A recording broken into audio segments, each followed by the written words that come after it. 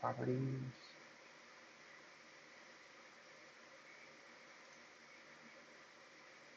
I don't need audio for my video capture. Prefer that not to be on.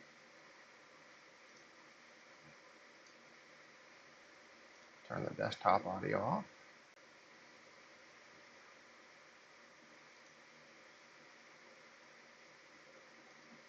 All right, there we go. Now I can hear myself in the audio output.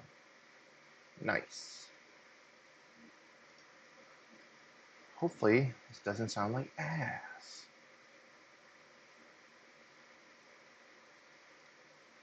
Cool. All right. Well, that's part one of figuring out how this stuff needs to go. Now let's see if I can get some of this other stuff going.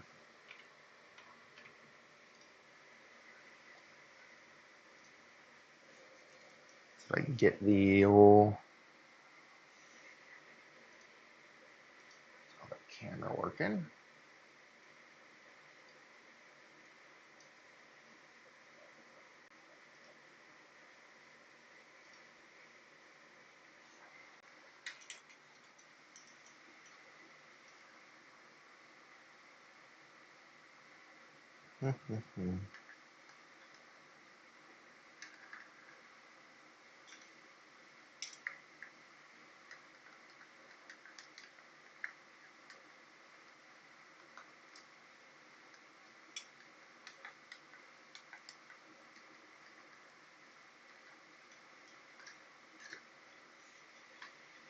Test. It's on now. Should go flip that around.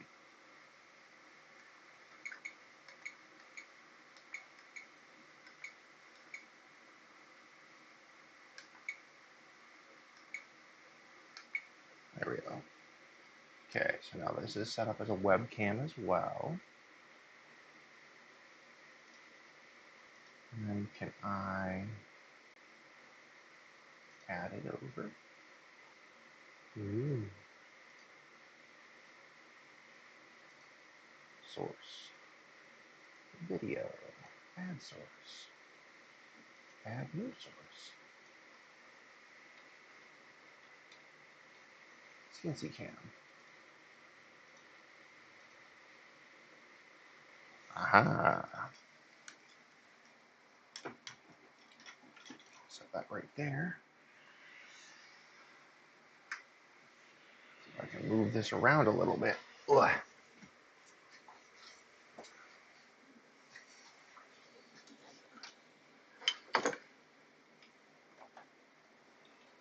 Better if I can come in from this side, because there's less of a chance of it actually getting hit by something.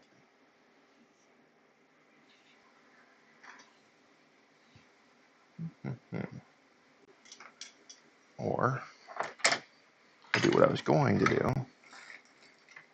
Set it right here.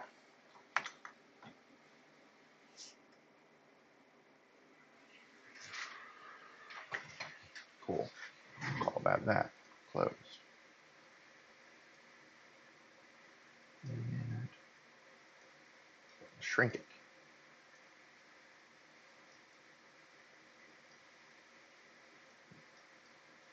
Put it over here. Maybe put it up here. I don't know. Cover up that. Nice. All right, cool. Now I check and see that anything's actually running. Ba ba ba ba ba ba ba.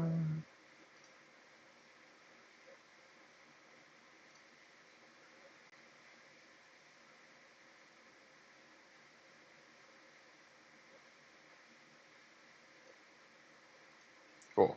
It actually is running. Hooray! It's doing the thing. And unmute myself.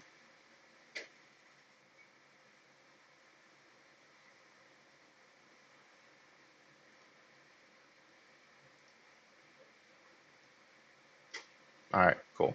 Make sure that my sound is half decent here.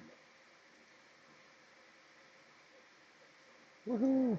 It is showing up places. Yay! Okay. So that's the CNC cam, which I guess is over here. And I have arrows somewhere on my screen to show me where stuff is. And then I'm hoping that I can get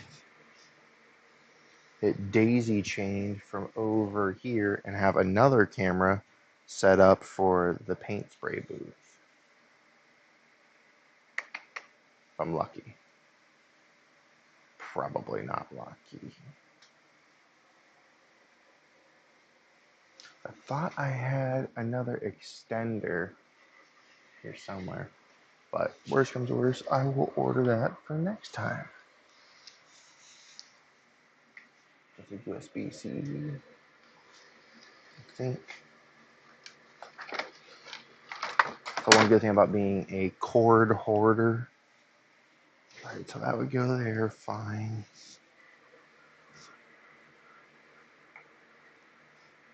That looks good over there. Wait, this is an even longer cord. What can I use these for?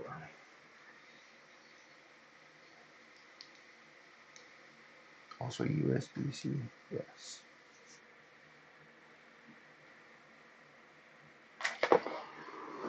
Grab this.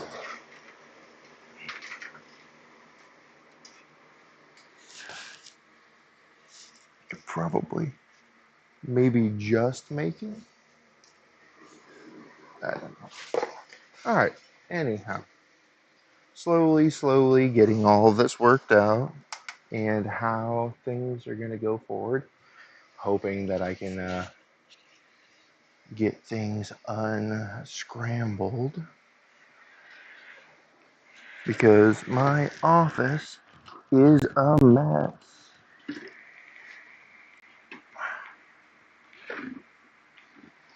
So yeah, all this is really going to be is me screwing around with some of the CNC work. I'm not going to lose CNC cam for a second. Sweet, it's USB-C. Let's swap this out to here. Unplug this.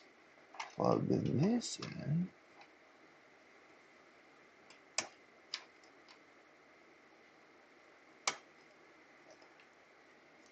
That should get me back that camera.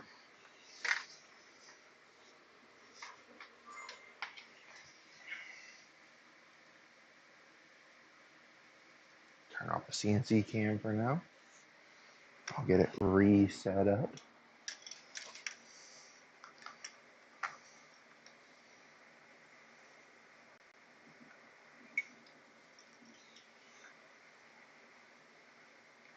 No.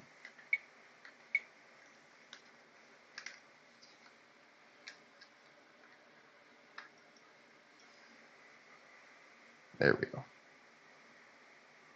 Maybe. To wake up, and it needs to realize that I want to use it as a camera.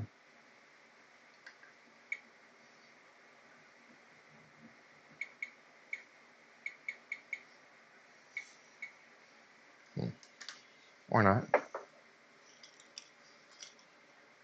We may end up just not having that as a camera for now.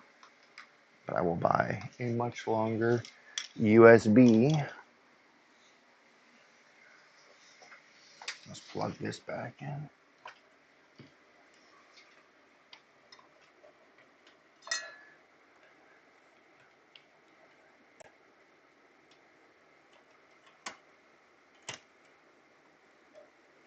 Why are you paying?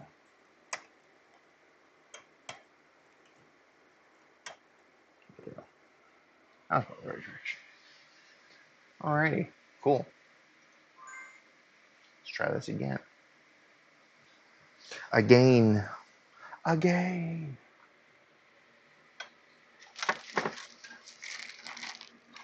All trash.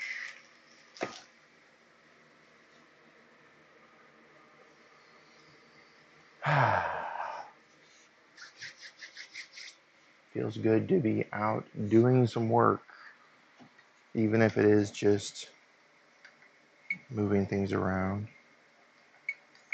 4. PC camera. We'll break this back up. Maybe? Nope. Properties. Deactivate. There we go. Now we're back up. Cool. CNC cam away. Do, do, do, do, do. I'll straighten this up.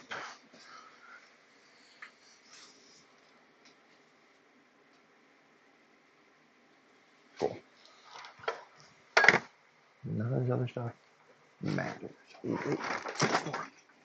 This is a USB extender. Go, go, extendo. Nice.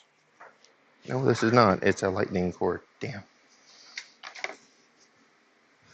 Alright, well, I will just order a nice long extension cord for the USB so I can run it. Anyhow. What the? It failed.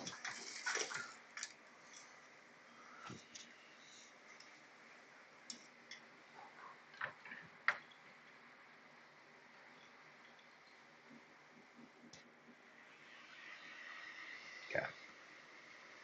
And let me see. I can put a screen cap up here. So I'll open up Carbide Create, Carbide Motion.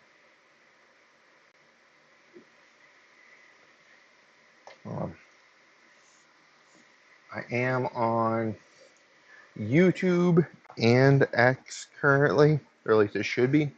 There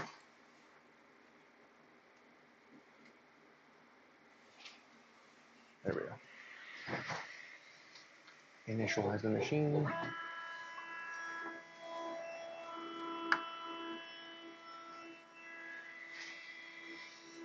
I will find a way to change my game so we aren't dealing with all of this.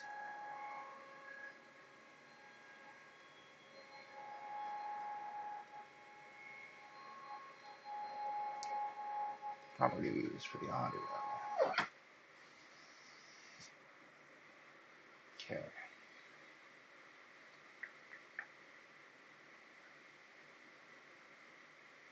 Don't hear any sound on the CNC camera. Stick with this headset.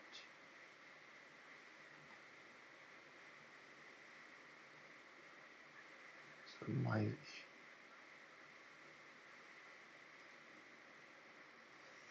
Alright, let me see if I can change this to bump up the gain.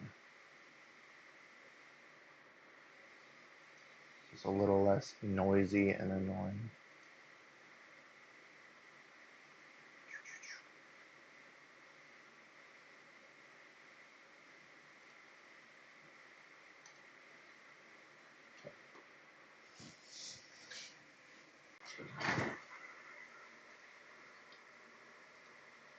Microphone privacy settings. I don't really care about that.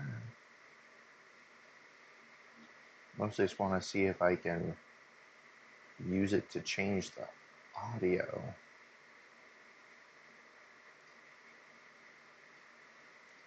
Properties. Here, default.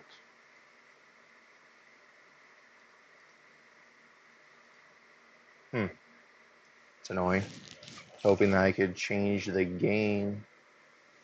But for now, anywho, got this card.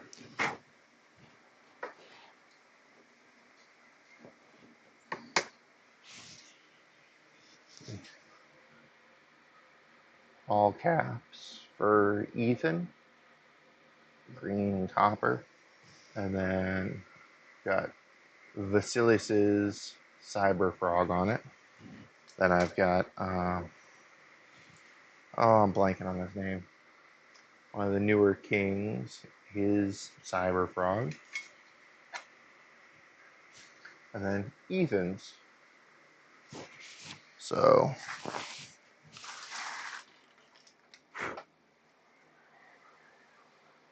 put it in our pocket. Securely press it in. Clean off the tip of my tool.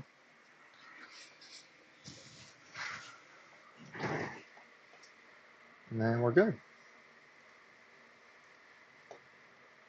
All right, let's see here.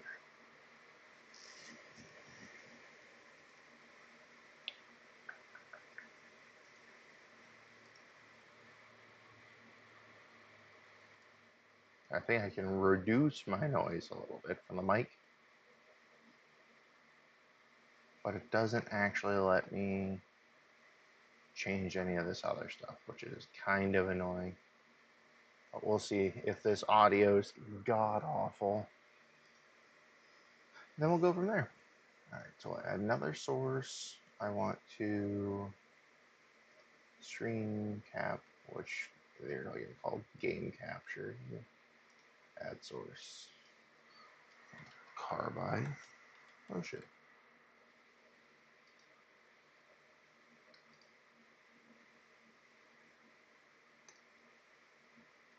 Any full screen? No, specifically.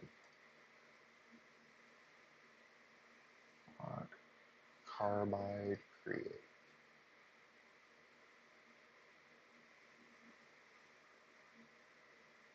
Cool.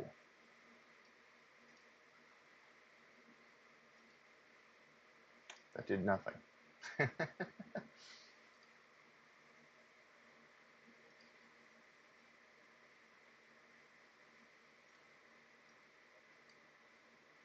if I do it this way?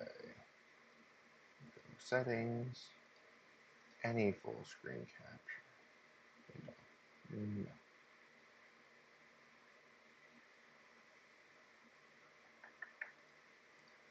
Not helpful. Auto is not right either.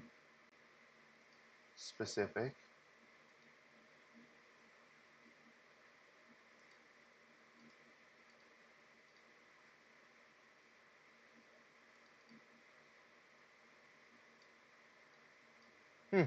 Interesting. Wonder why that doesn't work.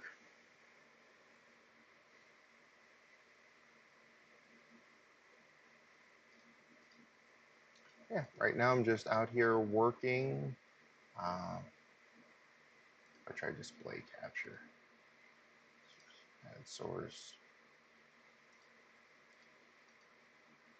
Ah, automatic.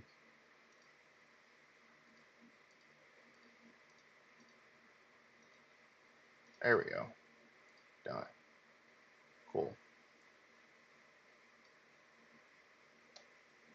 And I shrinky dink myself.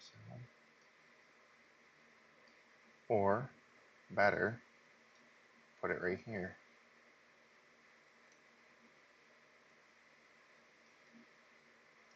I'll leave it full screen. Shrink myself.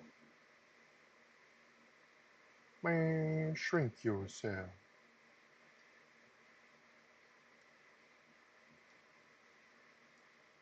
Display capture. Back here. Make it big. I'm making myself small. There. Cool. Now hopefully it's relatively easy to see. Dock that stuff to the corners. Wonder if there's any way. No. Okay. Cool. So, going to open all caps. Select this. Right now I have a contour toolpath, which I don't need. Instead, I will etch it. Change my tool to my MC etcher. Step over seems to look the best at 5 with a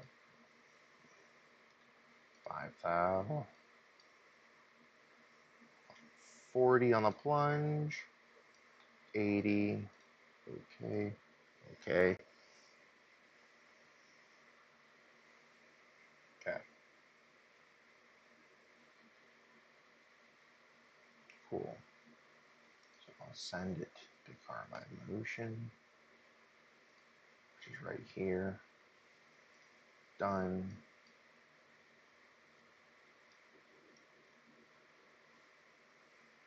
And I will start the job.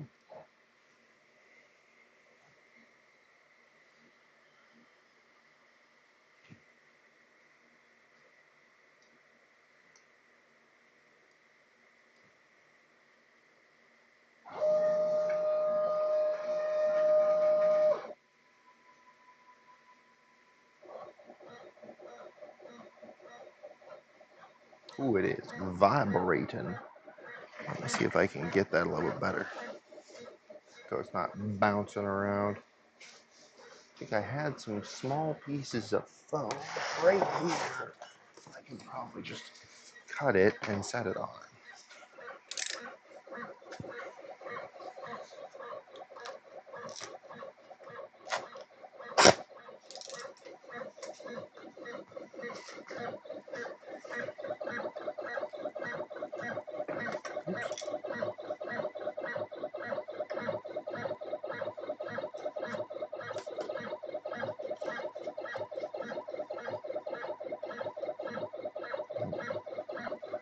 Move this around.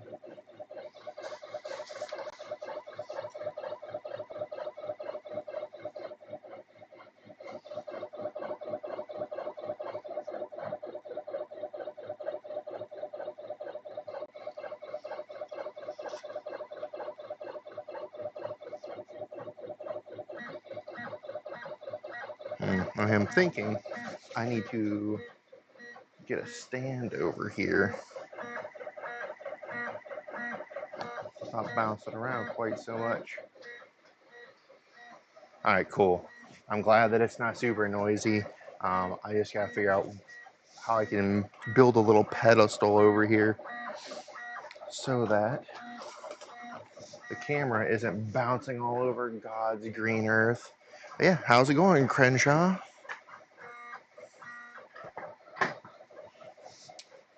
I got a box right here that I can move. It's got so much extra SHIT in here. That'll fit. I need, yeah, a base to set that on, so it's not just bouncing all over. That's not exactly good viewing. Move things around. My boss at work was buying like these mystery crates, which is sounds way more sketch than it actually was. And it was basically, I need this stuff gone, you can have it, but you have to take whatever comes with it. So he went, and it was like this like audio, light, and sound type place. And he came back and he's like, it's full of displays. I don't want the displays. Does anybody want this? And me being the pack right that I am, said sure. But then I just had to unload it and load it into our minivan, which is coming in handy now because here's like a 20-inch by 20-inch piece of wood. I can do this. Scooch this a little bit closer. Good. You know, lazy days can be good. Like, I haven't had one in a hot second, but that's just because I'm making life busy. Okay. It's a little bit better. Of course, now I'm probably too high, but screw it. Move this cord so I get a little bit more slack to it.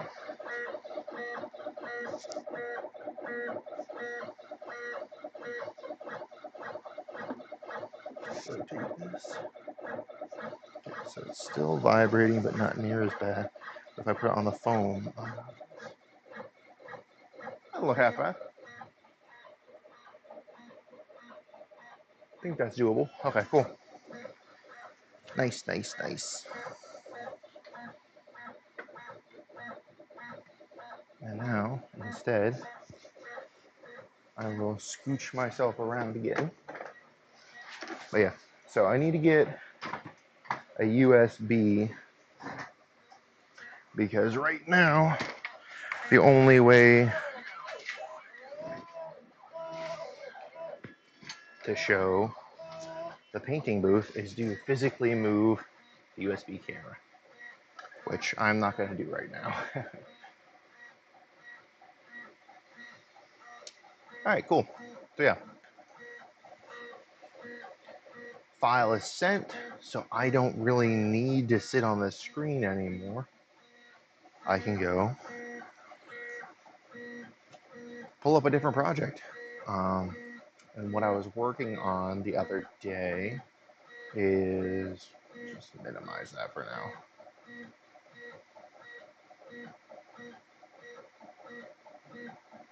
Another Carbide Create window. Getting this pit engraving worked out. So I've tried inverting it. So I would like it to, all of the white be a, how close can I zoom in on the etching? Like the one that's currently running on the machine or on the screen. I think I can zoom it further.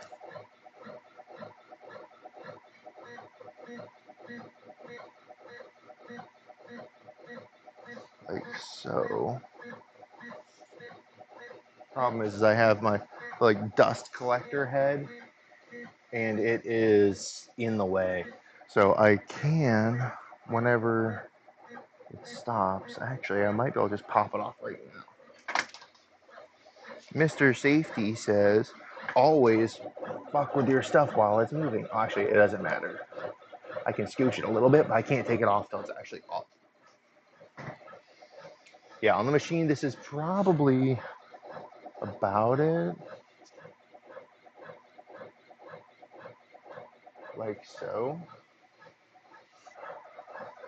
And probably one of the bigger issues is the fact that this camera sometimes struggles with its focusing. I wonder if I turn this light off, will that help? No. What if I give it a different light? Does that help with the glare? Not really. Yeah, that's actual machine light. I can diffuse it with a little piece of masking tape.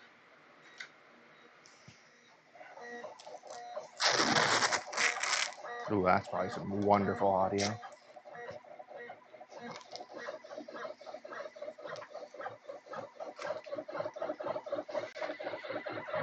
I only feel comfortable doing this because it is, let's see, some, not a spinning tool. It's just moving up and down and dragging. So I don't have to worry quite so much of like, oh, it might catch me and rip something off. Oops. Oh, that was nice. Apologies.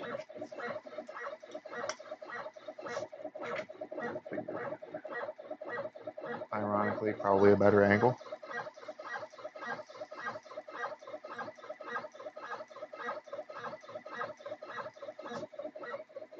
Just rotate that a little bit. is kind of a learn as you go experience, so I apologize. What if I pull this other light down?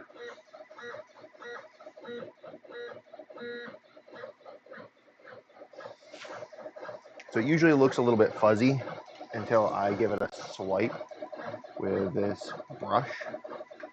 Now, unfortunately, it looks like the paint on this one, oh, that looks like it's doing okay. Cool. I was afraid that maybe it was chipping, but it looks good. Cool.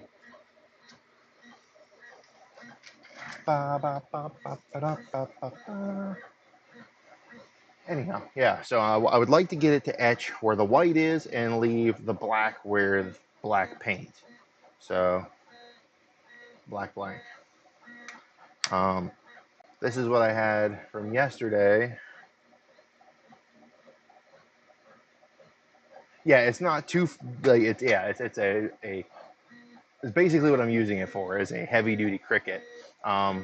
Actually, I've thought about taking so like this is Vasilis's Cyberfrog, masking over it, and then either taking a sharper tool or a small diameter tool and just lightly cutting tape and being able to do two-tone.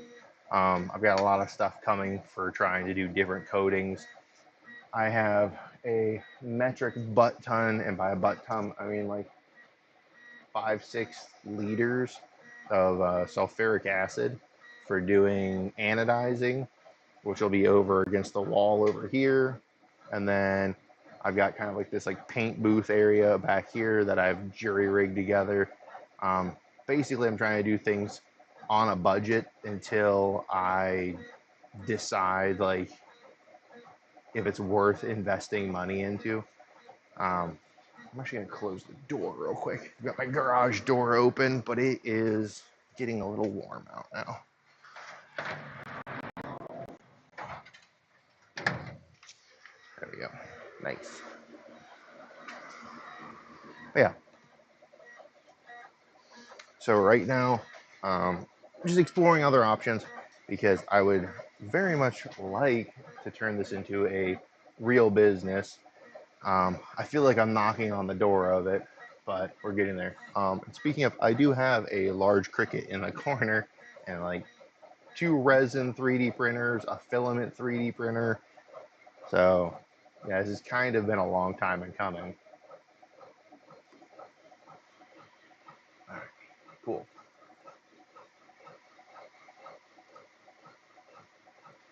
So I think I want it inverted. And then I'll trace it. I've got this border right now that I will remove that in a bit. But so I'm working with 2.5 by 3.5 card. So 3.5 or 2.5 in width.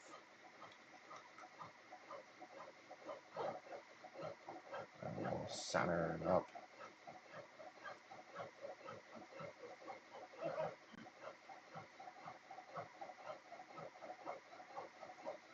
Now, first thing I'm curious about is A, I can make it a little bit bigger. So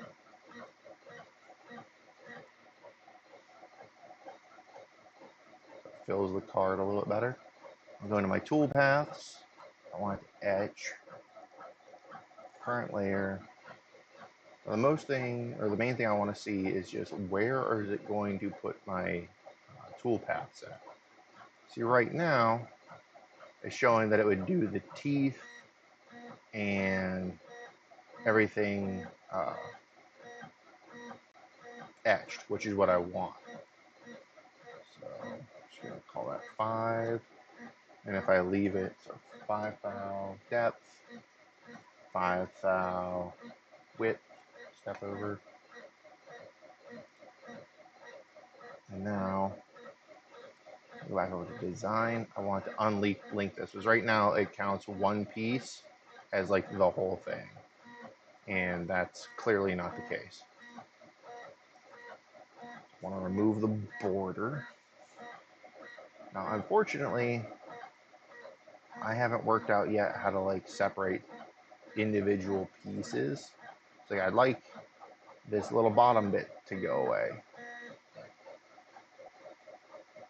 There's like trim factors, corner tools, nodes, blah, blah, blah. But that's not exactly what I'm looking for. And I'm not doing tabs, the editing tabs, if I was like cutting stuff out. So for right now, this works. See, and right there, it inverted it now. So now it wants to cut all the black and leave the white.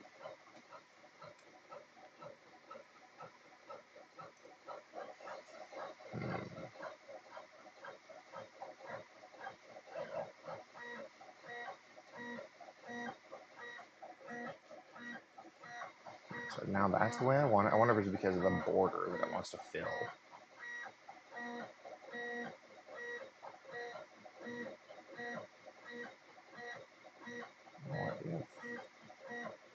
Just resize it then.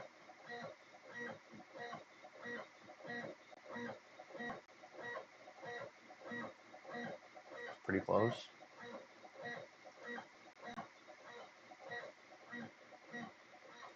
The only thing I don't know is with my card setting down inside of this fixture, if it's going to pop up and cause problems or not.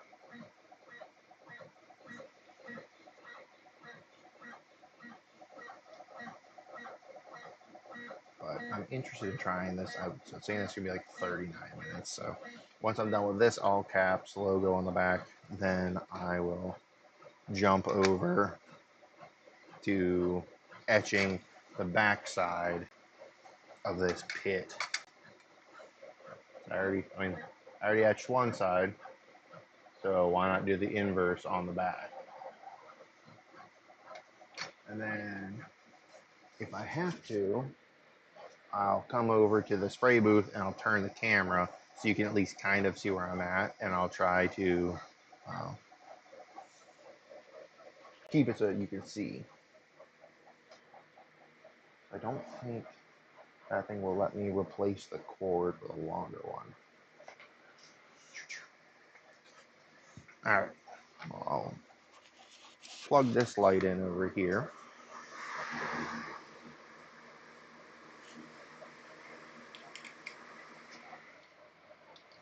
Plug it in, plug it in.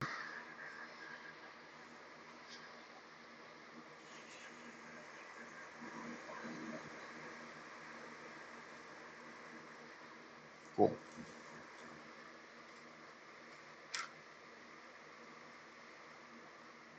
Really, I just need the USB extender to run it up, over, and down.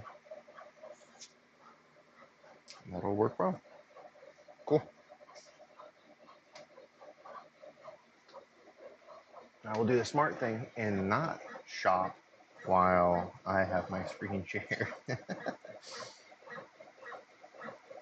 USB extension cord.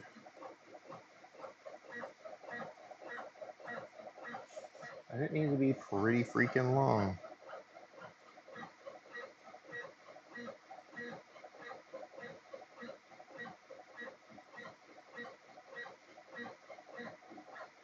You see 10 foot? Oh, 10 foot will do it. Like 10 foot won't do it unless I want to cut off half the room. Could just get 2.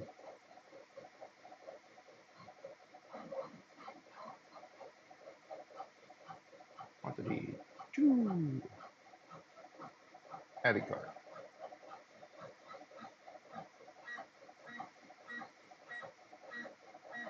If I'm already doing 2, I might as well get 2. For a grand total of 4. 4. Then it depends on how complicated the etch was. So the good thing about CNC, right, is really the only limitation is like time and work holding. So I don't have to be sitting here. I like a lot of times whenever I've had longer things that I'm just goofing around with, I'll just let it run and go to bed. Or I'll go to my day job and let this run. This is saying, or So the all caps one was saying originally that it would take 15 minutes. I don't know how long it's actually been running right now, but it's saying that the estimated time is 3 minutes. The times on these things are always wrong. So I would have to sit down and really time everything out. But usually, like, the time that I see here where it says like 15 minutes is short. It'll be like only really counting is if you never retracted the tool. And as you can see, it retracts a lot. But I have my plunge speed high, so it comes back down quickly, and I have it only coming up off the part like quarter of an inch. And usually I think it was programmed to do a retract of like an inch, but there's no reason to. I'm not going to collide with anything. So that's safe. So yeah, it's mostly time dependent. So like on how complex,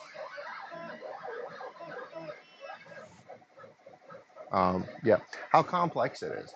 So if it's not super complex, like you can see how if I want to get this all etched out like that, then it's going to take longer than I don't have one laying right here. But if I just wanted to do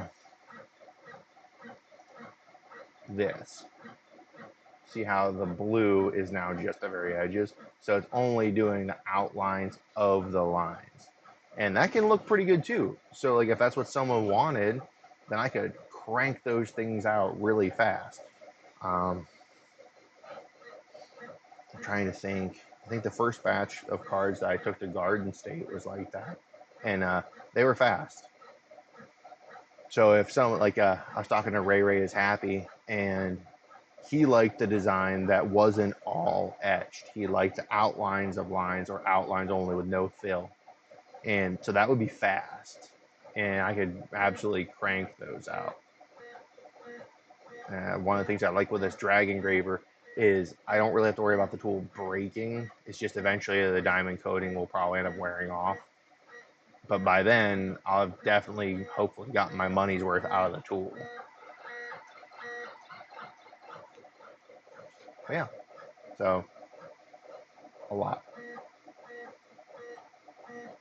Yes, um, that's the whole hope. Is this a full one? Yeah. So these are 12 by 12. I believe I can get. Now this is whenever I was cutting my own out of a sheet. But yeah, the whole hope is the cards are steel. I have aluminum as well.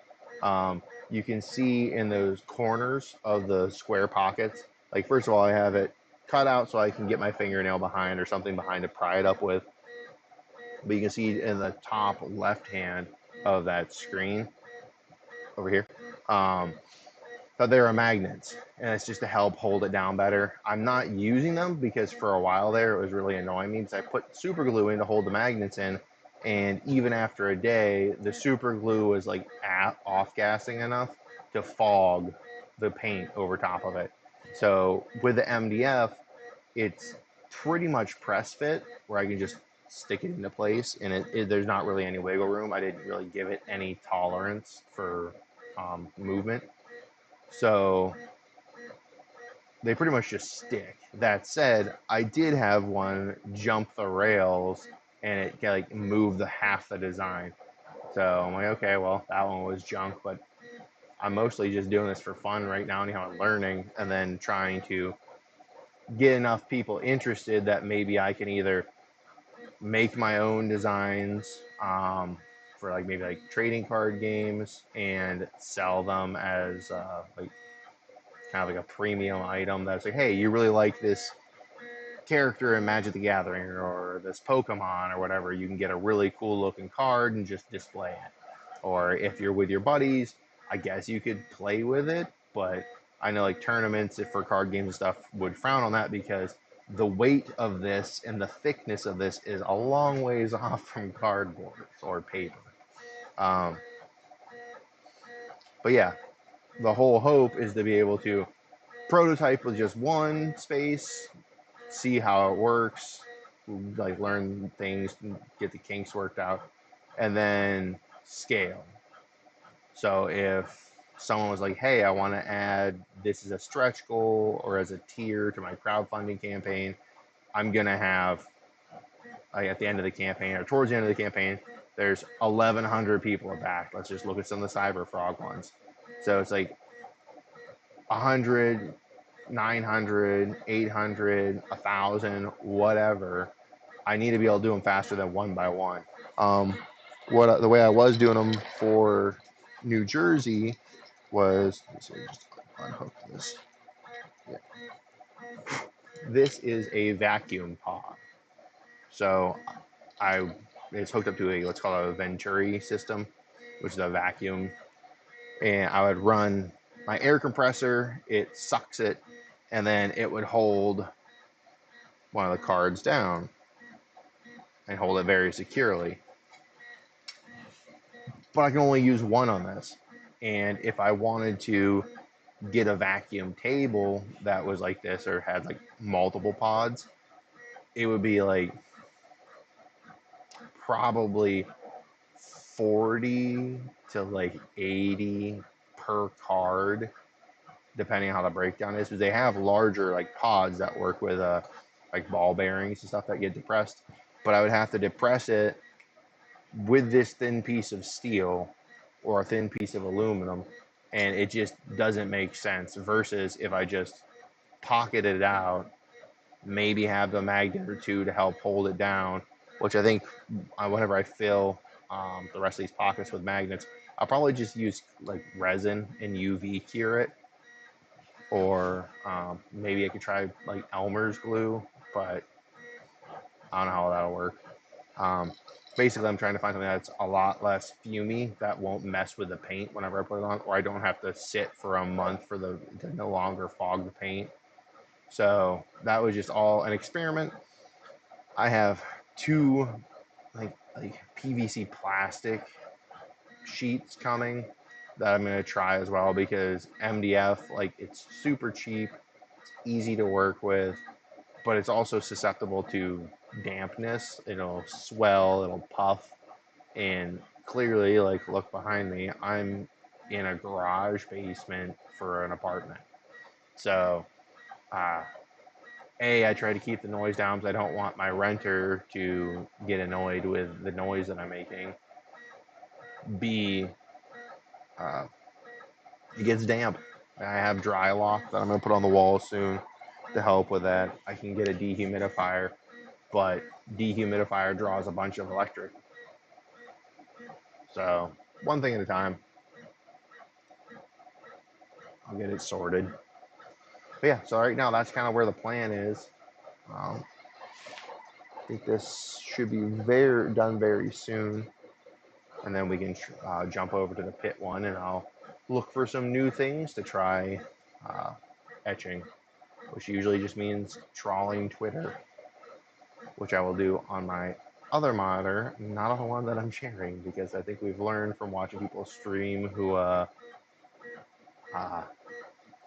scroll Twitter and then have things show up that get them struck or in trouble. I think I had worked out for some of these designs that I said if it takes 20 minutes, under 20 minutes for some of these like simpler designs, that to just work it out math wise for like an 8-hour period, and then that's what I was gonna do is just load the table up. Nothing should really change if everything's securely held. I have everything like loaded properly. It's not a rotating tool. I'm not going to worry about it building up chips and catching on fire or kicking something out or dragging something in. It just moves. So basically, I could just load up with as many as I can get on a 4-foot by 4-foot table. That's how big this whole thing is. It's 4x4 bed. I think I worked out that I could put about 200 on it if I wanted to load the entire thing. And then it's probably just going to be that sucker's running. So I'm not going to be near it for a while. Or like I said, the whole hope is I could be machining, milling, engraving over here, and then over here be prepping the next batch. I said I'm trying to see if maybe I can do multiple different colors by doing masking tape over it and then having a tool just cut the perimeter, and I could peel it off and paint in the space that I cut out, then reload it and let it mill, or excuse me, not paint before mill. I would let it etch and then pull it out, paint over the etched area so you have the texture, you have the slightly different look, and then paint over top of that with something like I could do fluorescent for blacklight metal cards, glow in the dark is an option, and then like metallic color shifts. So like um, this is just the black one for a pit. But then I can't really tell if you can see too well. But this color shifts from copper to green. And then I have like a bin of paints that are all different kinds of color shift or like rainbow holographic. Um, Basically just trying to have as many things that make me unique and differently as possible. So far, people just seem to be perfectly happy with some simple color shift or just solid color. With the etching, definitely having dark colors is better than having light colors as your background because it's just the color of the scratched steel coming through. So it pops a lot more on dark versus light. Nope, and now it's done. So I don't know if it's timestamps these chats at all. Not really. But yeah. So there's that card. I will brush it off. Oops. Piece of tape stuck to it.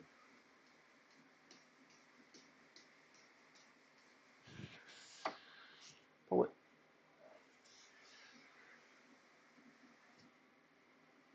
Yeah.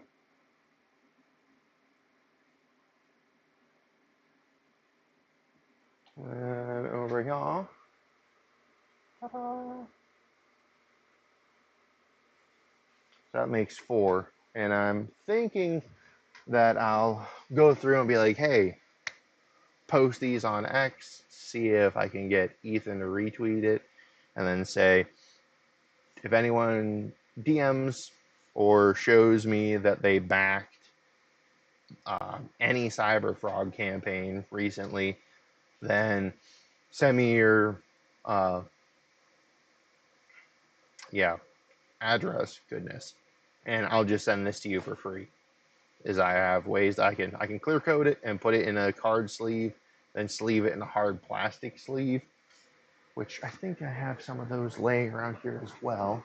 I sell Magic the Gathering cards, so I have lots of different sleeves that I can put stuff in, and then these are hard plastic. They just top load. I think I can do like 2 in a letter, like a normal letter with a stamp on it, and send it. Then internationally, I have like the international stamps. I think again, if it's like 1 or 2, I can probably get away with just doing like a stamp or 2 without having to pay an exorbitant amount. Oopsies. Yeah. So let's get this pit started, and we'll see how this goes.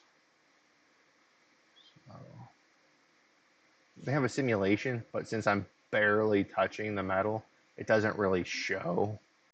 You can see a slight change in coloration, but for the most part, it doesn't actually show. Versus like whenever you're milling, it'll actually simulate what it will end up looking like. And it can save you a little bit of time and trouble. Send that here. So yeah, it says 39. then carbide motion says 35. I'm going to load this card to do the back side. And if this works out, then I'd like to do the same thing for the pit campaign. Just say, hey, if you show that you've signed up or you show that you've backed, then I'll like maybe up to like 5, 8, 10. I don't know how many is maybe too much or too little. I'll send it to you for free. Screw it. All right, so start job. Do we have a timer app on here? Clock app. Ooh.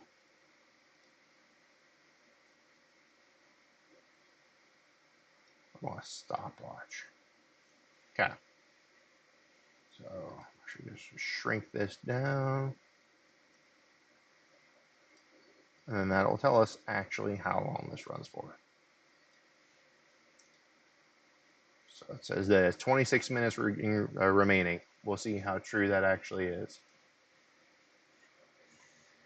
So it hasn't even started yet. Okay, so that's, I think that was a maybe like 10 minutes longer. Well, let me get this started first. Resume. Let's get this actually start. I hit this and just pull it off to the side for now. 33 minutes for the back of that card, which is a little bit excessive. So yeah, so around double what was actually showing here, which honestly is not a surprise. That seems to be about the way it goes.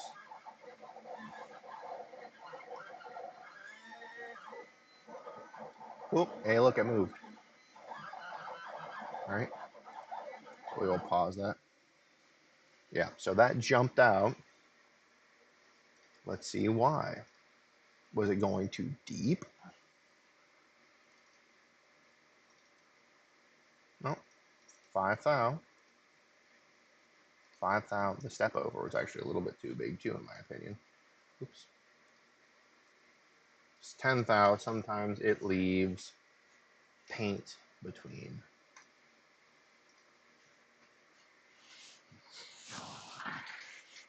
So it slid back into place. Ah! All right, I will definitely find a better way of handling this. This janky little tripod is not great.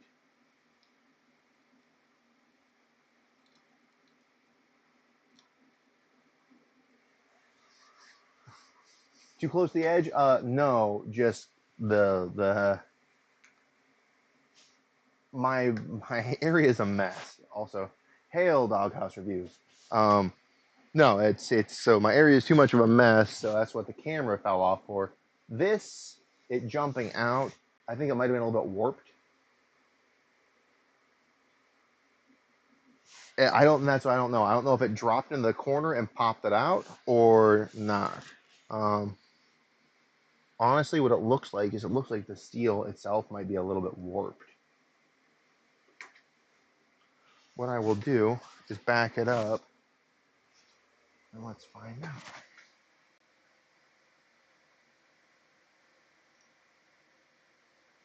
So stop, we'll jog it up.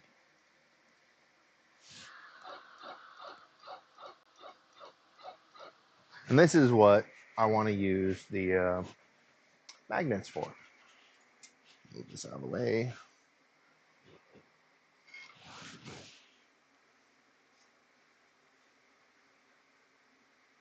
It's a little bit bowed. That probably didn't help.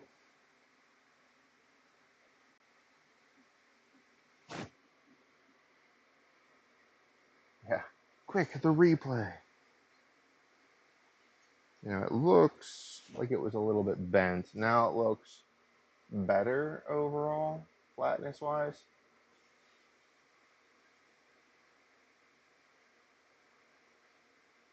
So I was gonna do stainless, but stainless costs a hell of a lot more.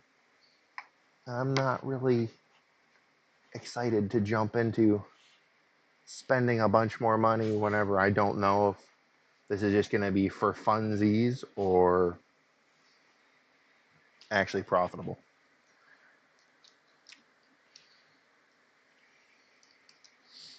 I want to move my 0 up and try using a... Maybe we'll do that.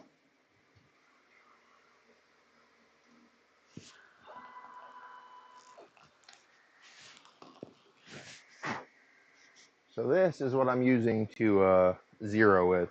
Just one of the steel blanks, and I kind of put an X in it. And I don't know if you can see it here or not, but there's a little circle right in the middle. Yeah, I think the magnets would help a lot for that type of an issue. And hopefully, better do it now than later. Get the... goodness, I'm sorry. I'll get it worked out whether it's still going to fog the paint or not on one that doesn't matter as much.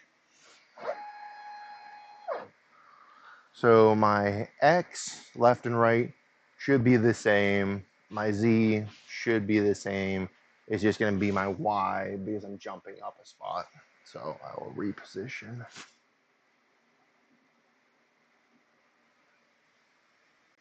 So let's see. I can see my Y, my Z, my X. I can move over a little bit. Not really.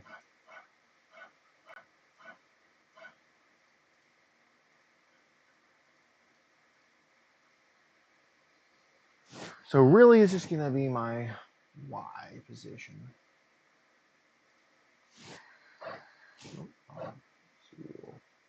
Bring it down. Oopsies. Just want to bring the Z down and look closer.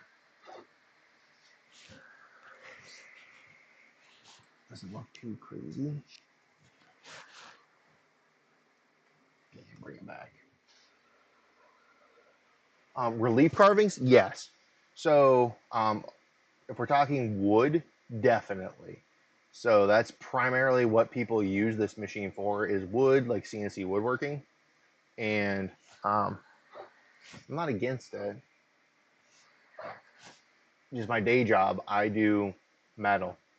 So I work with aluminum and primarily aluminum. Now it used to be aluminum and steel, titanium, and then the occasional like composite or acrylic. So right now I've just been messing with metal. Also because I don't have a dust collector yet. So minimal dust. Like you can see how much in the video over there, in that screen, how much dust is set up just from me pocketing out this with MDF. So I need to buy a dust collector, and then I can put my little dust boot on the bottom, which it has brushes on it. Do I have it laying around here somewhere? Yeah. So this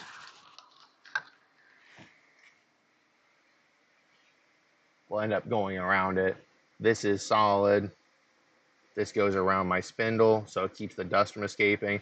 And then the black around like next to the spindle there is where the hose would go on for dust collection.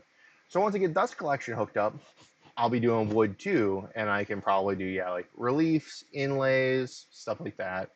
Not 100% sure what I want to make with that yet. It's kind of the issue with wood and trying to make a business, is that like not everyone has a CNC, right? But everyone who does have a CNC does wood.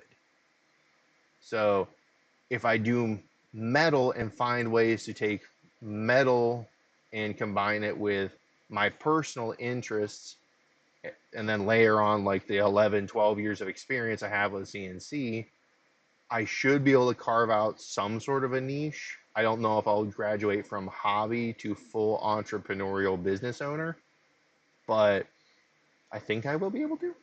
I mean, it might not be off of the back of steel engraved cards, but that'll definitely be a piece. So let me see if I can get my position down here. That's close.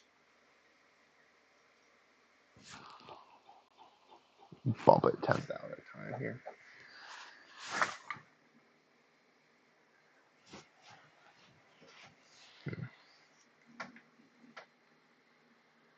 Yeah, it's pretty darn close.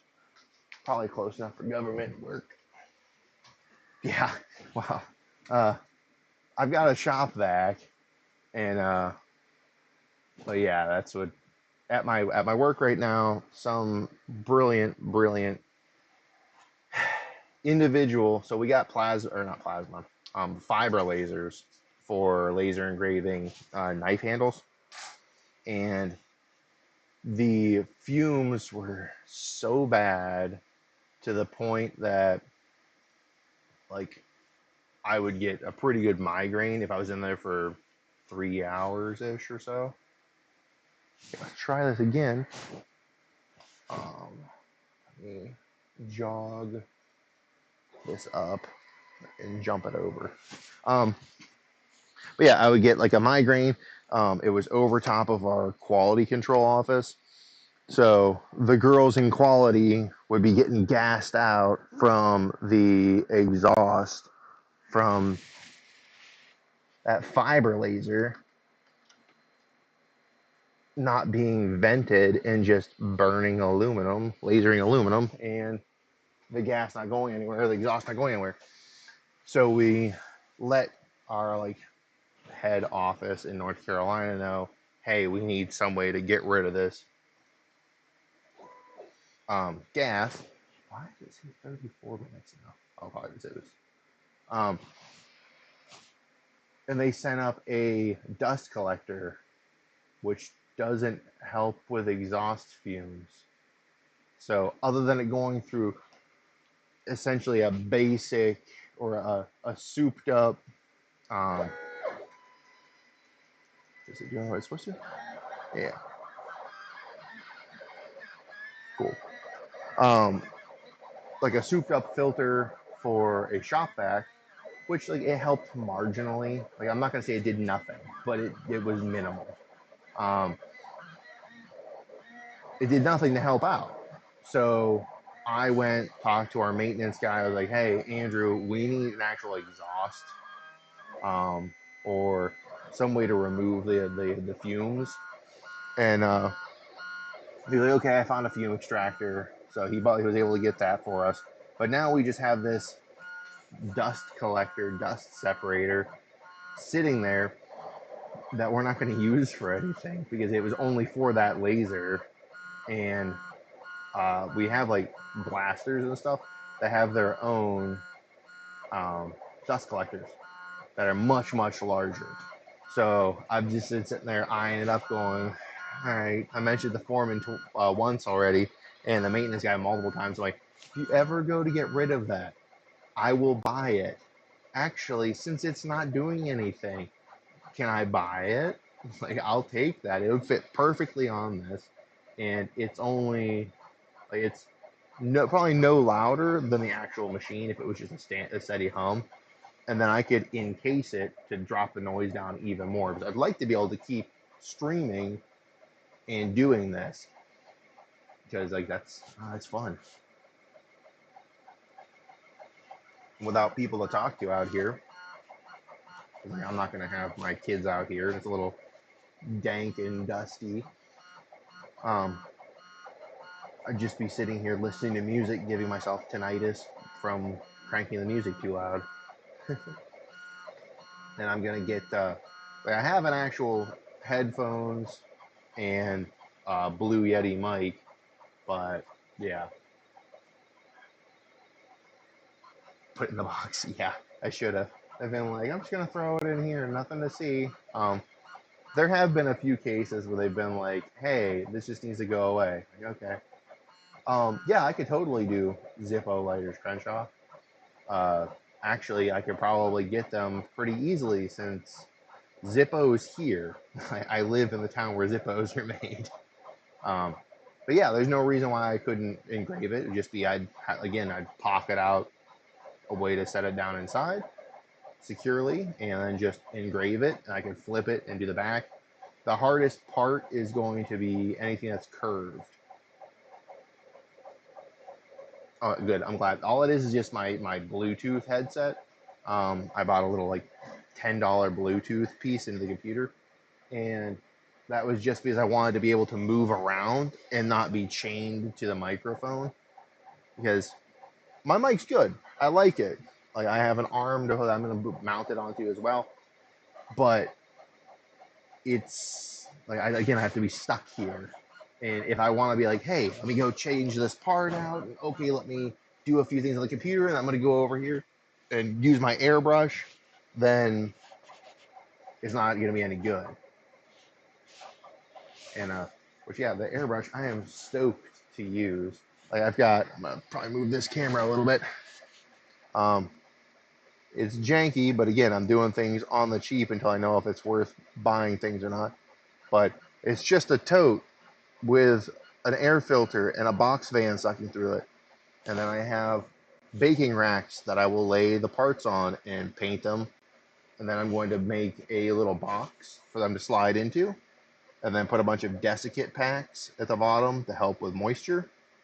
And for like a little drying box. And then once they're dry, flip the cards over, paint the other side. Yeah, my airbrush is compressor's down here, and it's actually on. It's just you can't. It's like heated oil, I think is what it works off of. So it's very quiet, and like you don't even really hear the compressor running because it's sounds about like a refrigerator when it's running.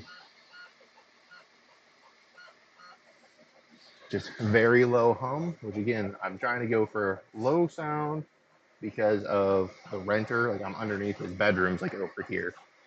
Um, but also because I want to be able to stream and talk to people. So kind of hard to do that whenever you've got wah cranking in the background.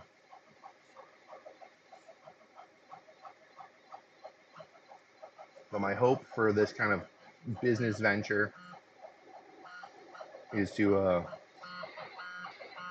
a get home so I can be working for myself, but also be like it's gonna be. I think the modern way of doing like or like the way I'm gonna be able to do it for like entrepreneurship is going to be doing a lot of different things. So having my CNC making things for like wholesale or me to sell to other people to sell to others. So like um, crowdfunders, comic book people, stuff like that.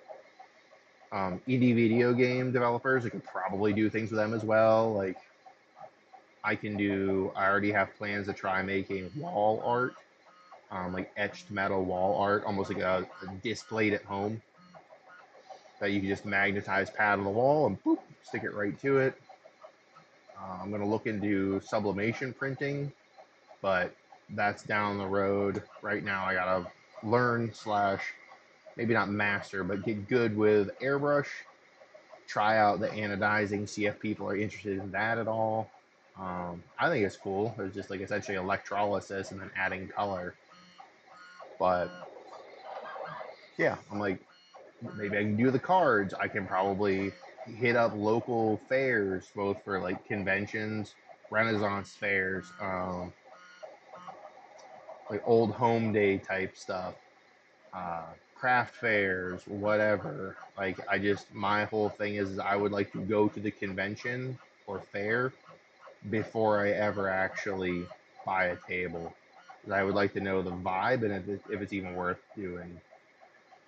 Like it would suck to be stuck. I'm trying to move this camera down because it's a little too above me. There, that's better. My fat head more square centered up. It would suck to go and be like, hey, I paid $100 for a table and sacrificed my weekend, and I'm maybe gonna make $50.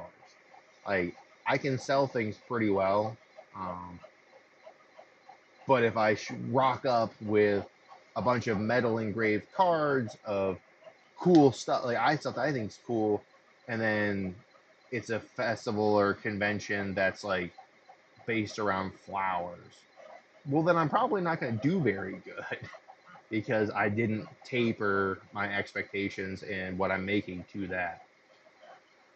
And I'm hoping that I can do like maybe like an Etsy store or my own website. So I know I need to do a website just to have as like a catcher for anyone who wants to get a hold of me and see some of my work done, like pictures taken of it professionally and looking nice. I should probably make myself a little bit bigger while I'm talking. I'll cover it completely. We'll go about there. So yeah, I'm like I've got options, and that's mostly what I think that I've like through life I've really enjoyed doing, and something that's made a big deal is just having options for growth and things to go with. Like if I get good at etching metal cards, I'm pretty sure I could probably go to like a Renaissance fair and make money. I'm pretty sure I could go to comic book conventions and make money. How much I don't know, but like I'd like to build the majority of the business online, and then going and doing other stuff like that is just for fun slash gravy. But one thing at a time. Right now, I'm trying to do like get the engraving figured out. Have a couple different types of coatings and painting. I really like the idea personally of um, doing like the blacklight fluorescent stuff. Yeah, themed bookmarks. Like bookmarks also. That's something I'd also thought about. Where I'm like, I could do thin metal. Like this is 30 thousandths of an inch, right? Like I have a caliper somewhere. Yeah. The other good thing about my work, they throw away measuring equipment. They say they don't like it anymore. And I'm like, are you literally just throwing that in the trash? And they're like, yeah. I'm like, are you gonna check to see if it's in the trash in like an hour? Like, no. Okay. But yeah. So calipers. The thickness of my thumbnail is like 13 thou.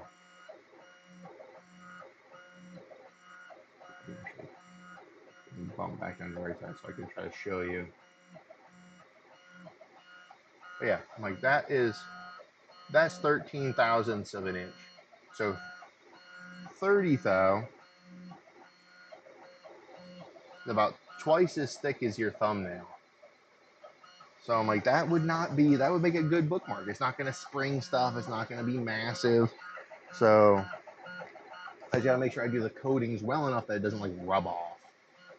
Is coat it well, clear coat it well, so that someone doesn't go, hey, I put this in my favorite book, something happened, it got pulled out, and now there's a bunch of black marks or paint marks slicked through it. Yeah, Renaissance fairs, like I used to go to them in Texas. I really enjoyed them. I was never really big into like the Renaissance fair culture that they would have, but yeah, Celtic crosses, tribal. Like I said, there's so many things you could do with this, and that's what it's so much fun and it's so exciting because it's like, what can you think of? I might be able to make it. And like when people have sent me artwork and gone, do you think you could etch this? And I'm like, I'm almost positive this would look fire as a card. Let me get it done. And I would love to show that, but I can't yet. So like it's done. I just need to do the like final couple proofs and send them to the guy, see how he likes them. So hopefully we can just go ahead with that. But yeah, so like there's so many cool things. A coworker at my work came up to me and he's like, "Hey, I won a 17 caliber Henry repeating like lever action rifle."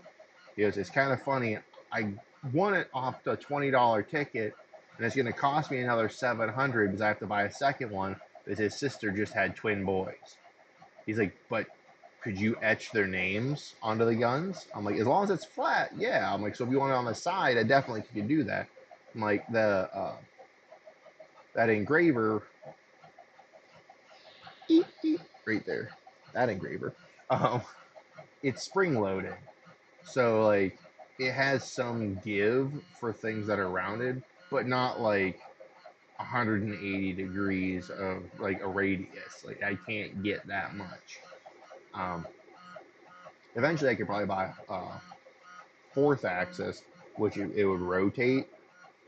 So I could do like if there was like a shot glass that was perfectly round, I could engrave it.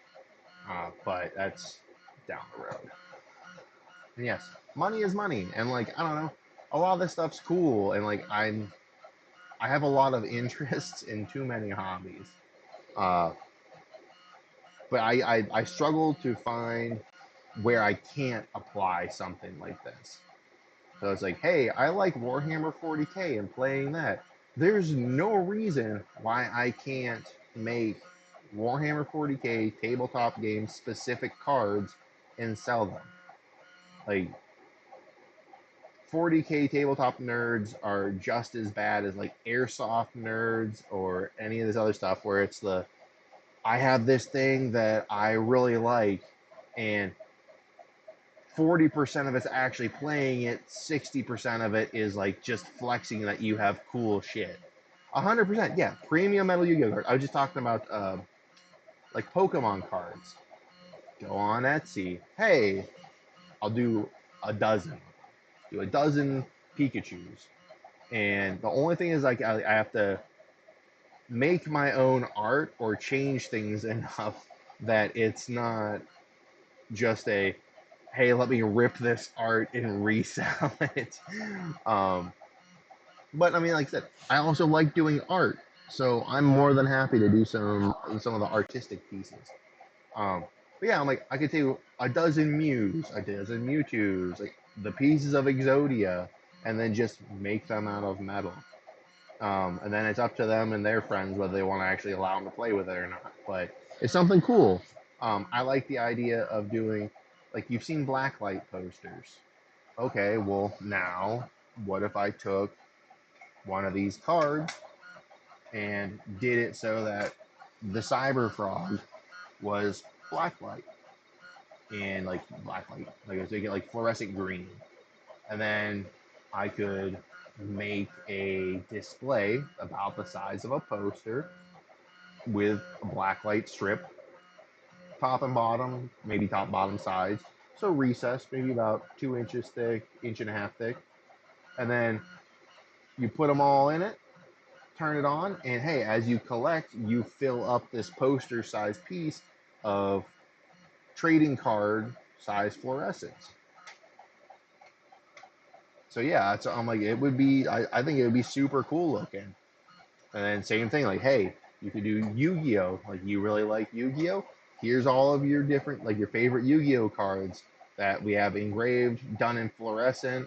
You can display them, and they're gonna glow with that black light on them. I can do it with glow in the dark. So it's just figuring out that process.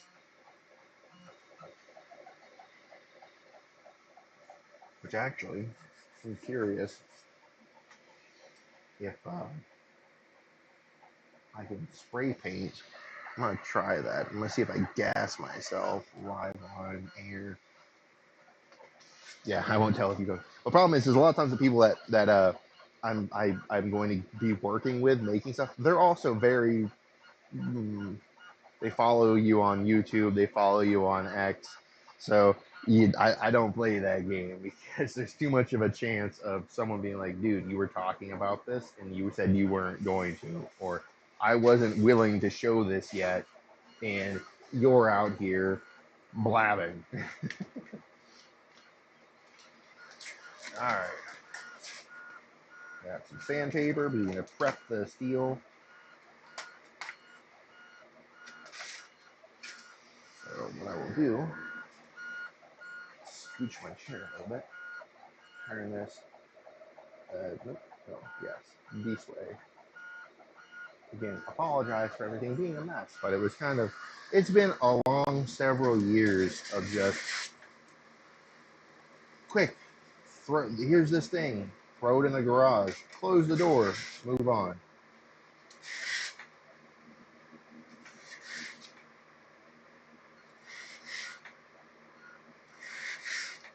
I mean, it's been about literally, I had a house in Lower PA, we decided to move back to back home.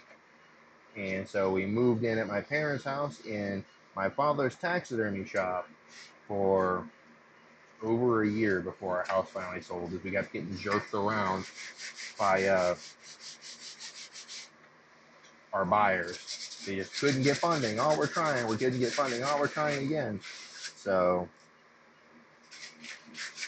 we were stuck there, and then through the miracles of God and being horny, stucking in a room with only a bed, got pregnant. So we very quickly were like, we need to get a house, pronto.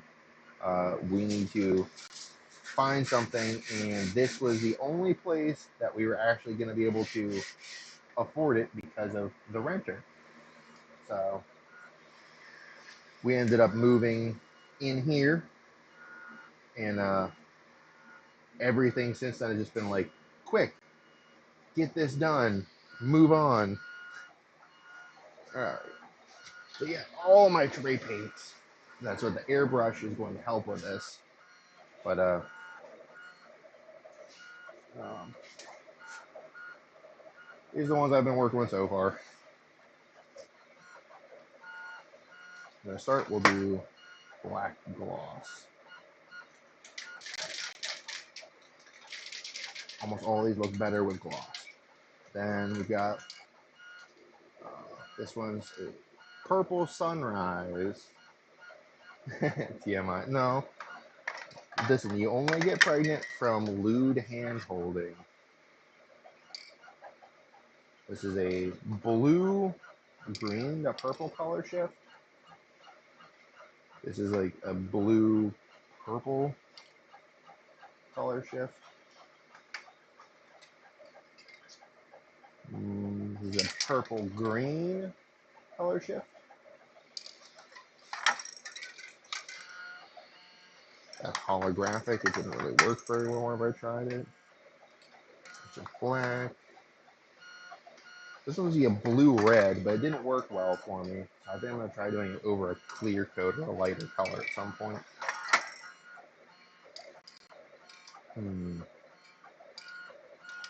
I will try. Yeah, first things first, the base coat.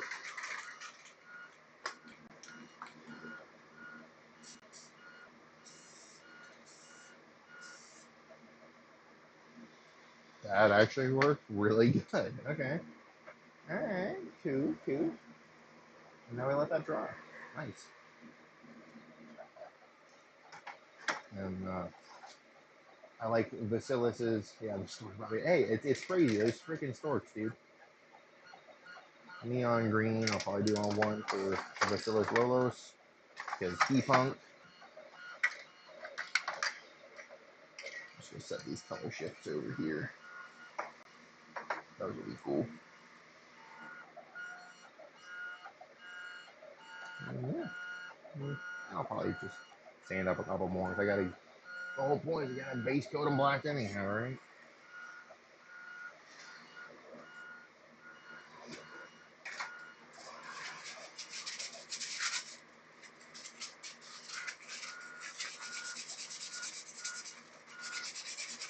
Yeah, so it's been kind of a crazy 3 years of just go, and now it feels like we're, knock on wood, God, please, knock on wood. Finally coming out the other side. Do I live in a place where you have to go through? No. Bradford is a very white town. um, but whenever I bought spray paint from Walmart, I got ID like carded. Whenever I went to Ace Hardware, they just looked at me and went, "Cool, here's your paint." Yeah, but both places you can just easily walk up.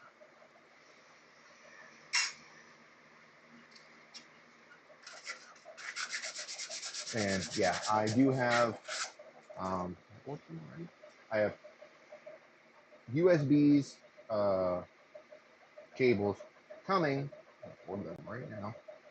So I have another camera over here by this ring light that I can switch it to. So we can actually have it where it watches me, and I'll change my layout so it looks a little bit nicer, and we can have some smooth transitions for what we're focusing on.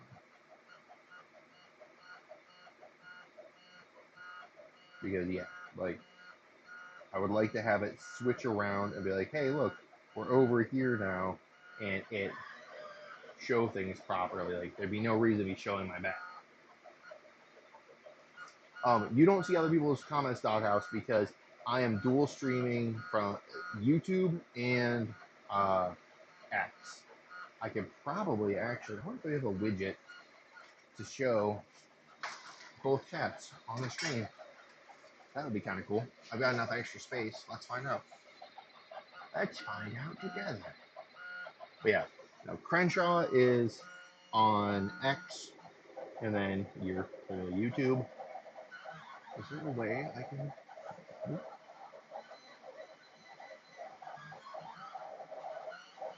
Log off is. Can I add a source?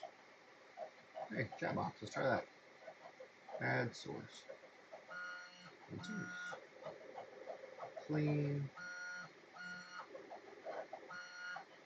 Let's chunk it.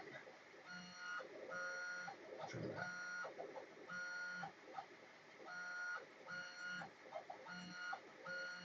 Alright, let's see if this works. Move a few things around.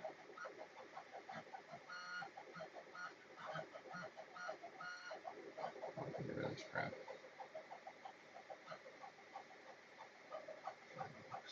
Let's see. I will put test in the chat box. There we go. Yep. Boom. There we go.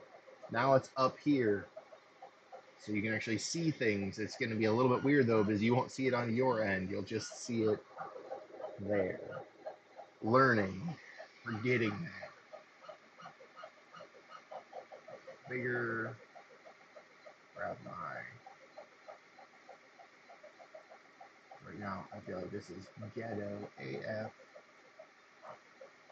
Chat box a little bigger.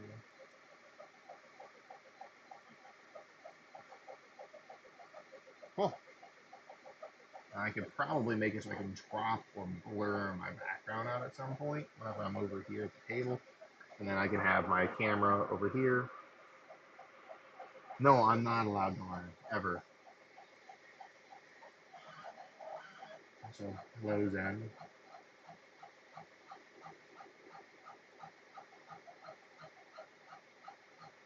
wonder if I can make the chat stay longer. Always show. Let's try that.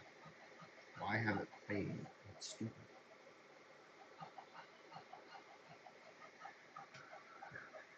Slowly getting things worked out. Alright, back to moving my mic around. Back to sanding this metal. Where the hell did I place it? There it is. I can keep base coating these metal cards.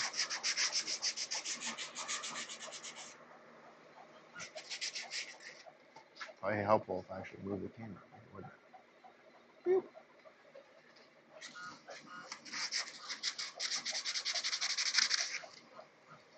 Get these all prepped for the paint.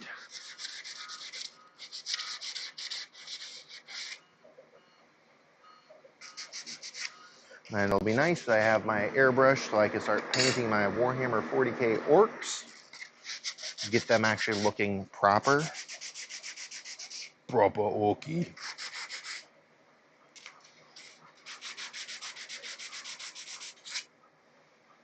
Yeah. One step at a time.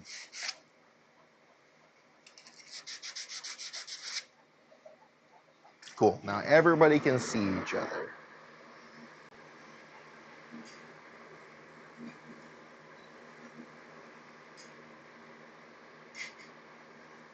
And yeah, this comes tomorrow. That I can have a camera over here as well hooked up. No, Gaz needs painted better than just base black. He needs real color. Be a real boy.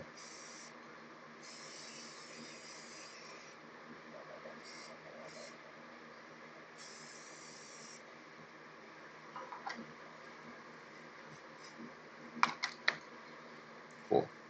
And I have a bucket full of simple green to drop stuff in whenever it doesn't look good, which is paint blemishes seem to be my biggest problem so far with these cards, just because it likes to go from clear to chunky, and it's kind of a pain in the ass.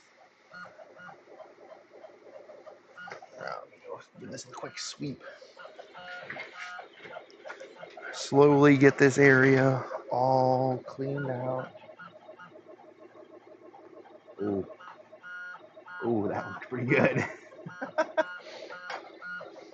Now I just gotta get Dale, Keone, and Mandy to notice me so I can make them cards. Hey, love my internet. It is hardwired into the house. I don't think there's any text delay. Let me double check.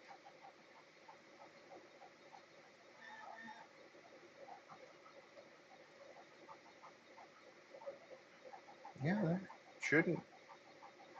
shouldn't be any delay, but oh well. Listen, when you live in the middle of nowhere, there's only so much you can do.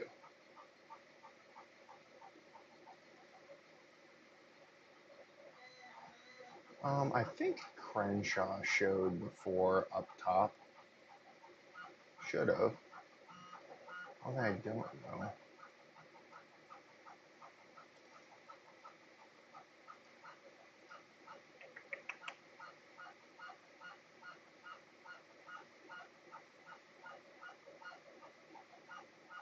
Yeah, no, I know. I used to stream a long time ago. Like, I don't know, 8 years ago, I did some streaming on like Twitch and stuff. But oh yeah, on YouTube, yeah, you're only gonna see the other YouTube ones. Um, it should up top in the chat box, which I gotta see how to make it actually persist. Maybe like that. Yeah, YouTube will only ever show YouTube. X is only ever gonna show X.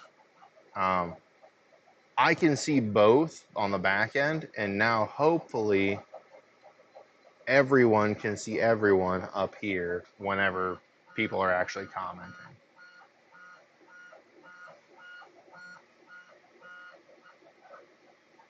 Should be. Hopefully. Always show. There shouldn't be any real hide delay. Let's show platform icons. There we go.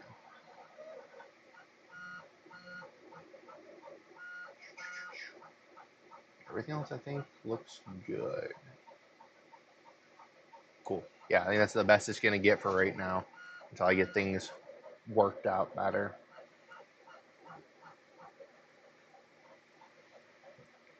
Then maybe I can figure out how to get some low music or something so it's not just dead air while I'm doing stuff, and it won't be hopefully too much of like distraction and crap.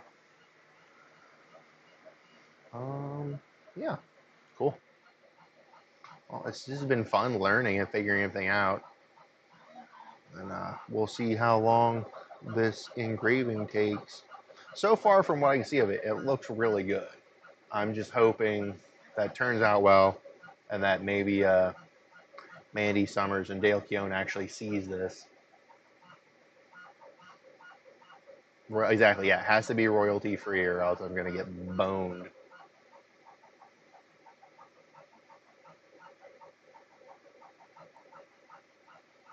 Yes, if I can just get in with a couple people on their crowdfunding campaigns and make stuff for them, then we can take off and go places. Would have been helpful if I actually still had the clock running properly, but whatever. Reset it. I think I had another pit.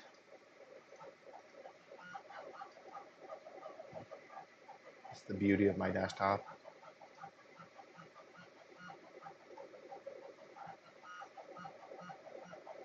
This is square. Try to invert it. I'll try inverting it.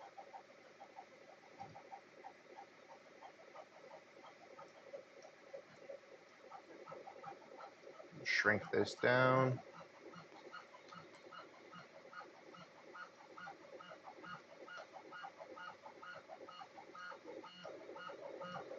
That will center her up. Now I'm curious, if I break this border, will it still do the whole thing, or do I have to make my own border? Let's call this width 2.5, height 3.5. So let's have that border the card.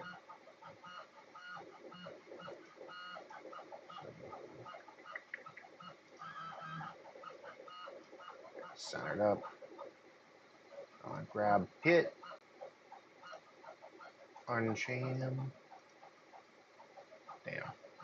I can't remove that without it screwing up everything else.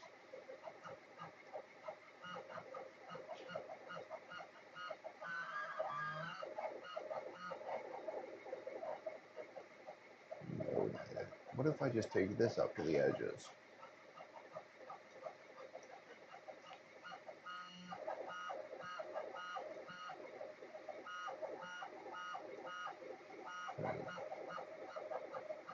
The node stuff is all what's tough on this. Just trying to figure out. Let me shrink this up. What I need to move where so it actually cleans up properly.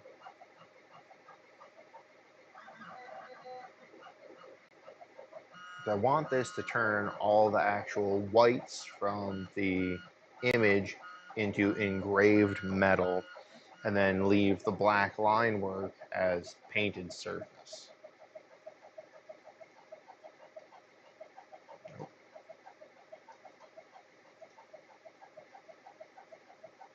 So right now it's going to be funky. You put it low and then put the title pit over top. That could be cool. I just go back a few times. There we go. Oops. Not delete it.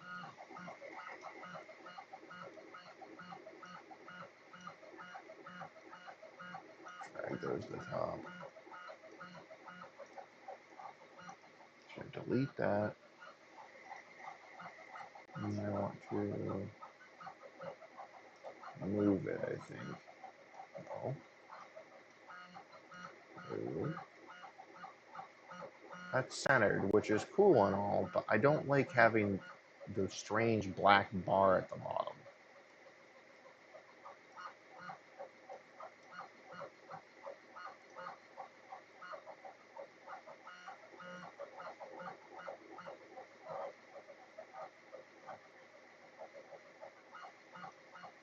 Like that.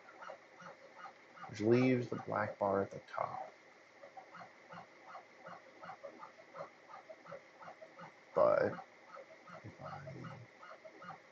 I move my nodes to the top corner, then that would all come out white or metal, which would be cool, but that's less than half the card is actually the image of Pit. So this leaves room for title, but good luck finding a freaking Pit title.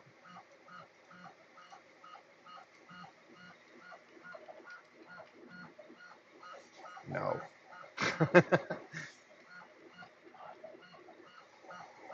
Ooh, actually. that would be perfect. Well, not like a 2 tab. I want to open image new tab. Save image as. Not a web file. Guess I'm snipping tool.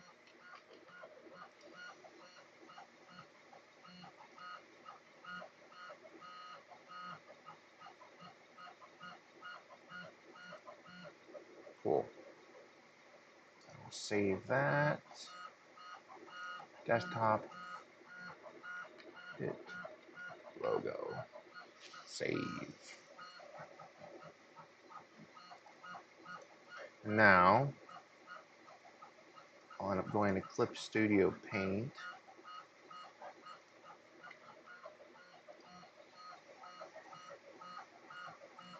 Open.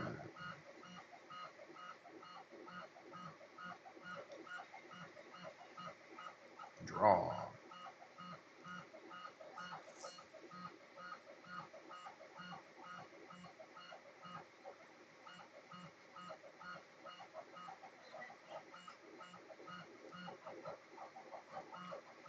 Always so many different things that I'm working on. File.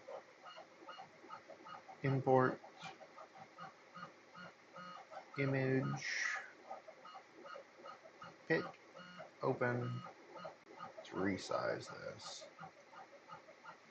The nice thing about putting this then over into the CNC is that it'll end up smoothing out any texture issues. Rasterize, edit, do brightness to opacity. I can select the color gamut, cut that,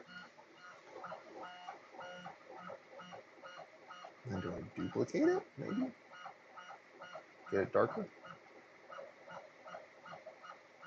Wonder how that'll read. Let's find out. Export, single layer, JPEG. We'll save it over the colored pit logo because I don't care about that now that's in black and white.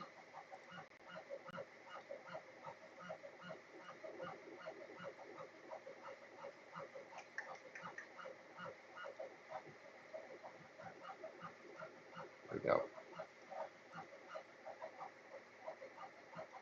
There we go. Okay, so then we'll throw pit logo. So right now it would be the whites are made black. So it's going to do the white, or do the black, leave the white. Okay. So yeah, I'll leave it like this. Okay. Then I'll just unchain that.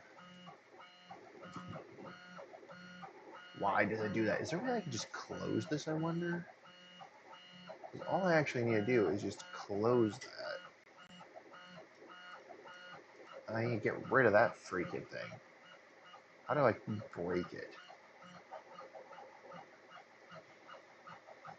Smooth. I want to delete them. Right click on the vector. Cut vector. Cut vector. Does that do what I want it to do? No. Go. Edit. Cut. Great success. Great success. Okay. Fuck yeah. We can work with that. Get that SHIT out of here. Nope. And I'm going to come down here. I will cut that vector. No, you pain. Alright. Then I can delete that vector. And it's beautiful. Oh, my God. I'm a genius. Okay. We'll just kind of give it up to there. And just connect that to there. Boom. Bingo, bango, bongo. Done. Now we resize this whole freaking thing.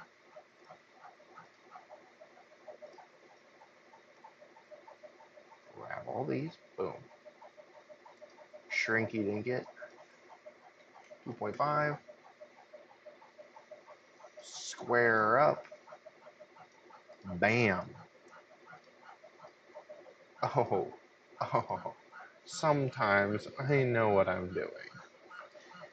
Alright. Now, how can I screw it up from here? Get my tools all picked. Should only be one. I want my step over to be 5. I want my depth to be 5. Say okay.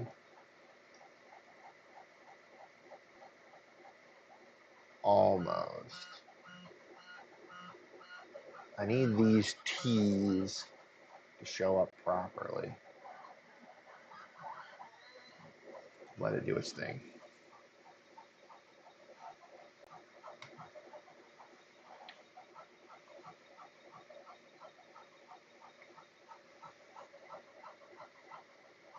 Jesus Christ, it's red. Okay, how do I get it so it recognizes that? I need this to also, why is it pink versus black? Because it's like open or something? Why is it like that? What do I need to do differently? Select it, edit it.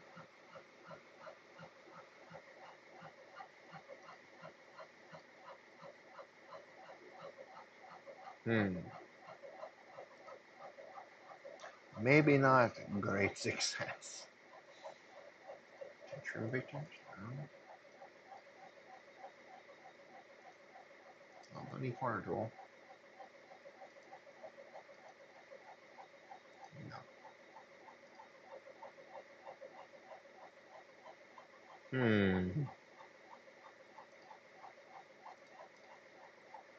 Okay, now that is not pink. Can I do the same thing again? I don't know what I did that made it not pink, but it did something. Oh, baby. Oh, baby, baby. Oh, baby, baby. So it's going to leave pit black, all the shadow black. I could do it. Yeah, that'll look good.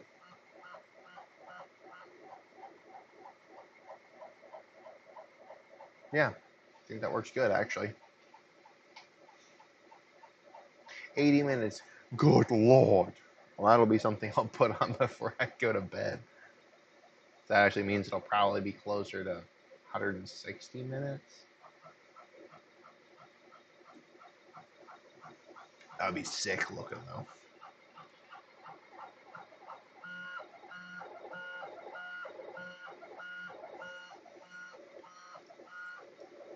Well, there's another design to do. Cool.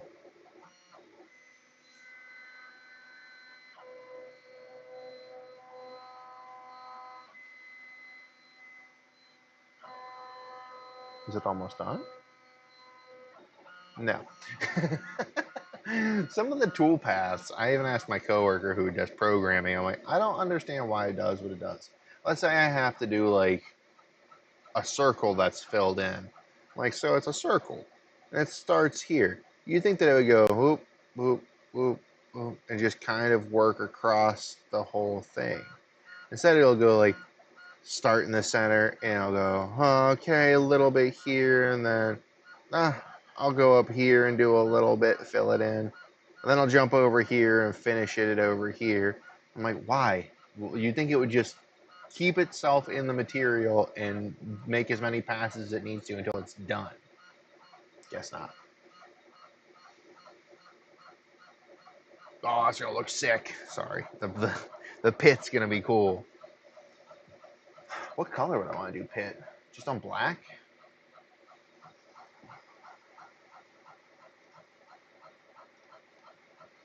I think I need a few more tabs open. You're using an ad blocker. Shut up.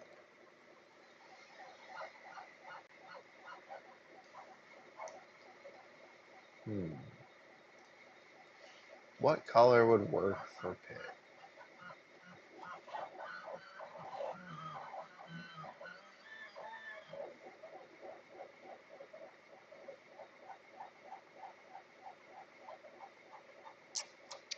The machine does know best. And I hope it looks good. Like I said, a lot of times I'll be like engraving stuff. I'm like, dude, this is gonna look sick. And then I get it done and I like it. And I'm like, man, I really hope that someone else likes it too. Deep purple, maybe a deep purple. So I'm trying to look and see what colors are usually like. The darker the color, the better the engraving shows up. So like this green probably wouldn't look that good. Honestly, I don't think it looks that good to begin with, but neither here nor there. Like, but it seems like it would either be a black or like a deep purple versus a red. Like, I don't think blue works very well. Yeah, I think they use a deep dark purple or a black. I do have a color shift color or a paint coming for the airbrush, which is green stuff world. They have color shift paints, which are dope as hell. No, not Nerglass green. Um,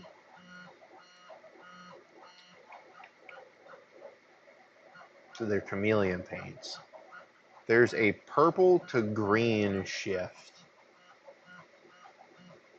that I want to try. I'm also getting this dark blue because purple or red to blue. YouTube doesn't censor as much stuff as you think. That said, there is some weird stuff that you like. It'll kick your message back, and you're like, why? And it's certain things that it doesn't like, and other times it's perfectly fine with. It's like, oh, okay. Where is that? Oh, the green. Yeah, no, the green is bad. This one, this toxic purple, that could be cool on it. So it's purple, like a deep purple, metallic purple, with some green at the very edges. That could be cool. So this is I have coming, but this stuff comes from Spain of all places, to the point that they sent me an email and were like, um, yeah, Customs and Border Patrol might seize it, and then you're going to fill out this form for like, what do they call it? It was like control of toxic substances. I'm like, it's a acrylic paint. But yeah, some of these colors are cool. Some of them I'm not a big fan of. I'll probably, if they look good on the cards, I'll probably end up slowly collecting all of them because I just like having the ability and options. That said, I have no idea what I would use Red Goblin for. Like, I'm a Goblin and Orc guy, but a red green shift, the first thing that you go is Christmas, but it just doesn't look good. And now, again, admittedly, it looks better whenever they show it either on the little robot or whenever they show the spoons. Um,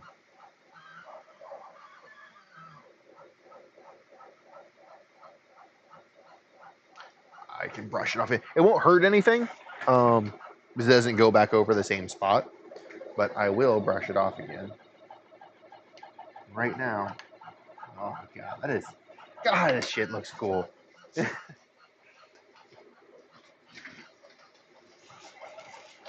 I always like to be humble, but like, man, sometimes I can figure out how to make some cool stuff.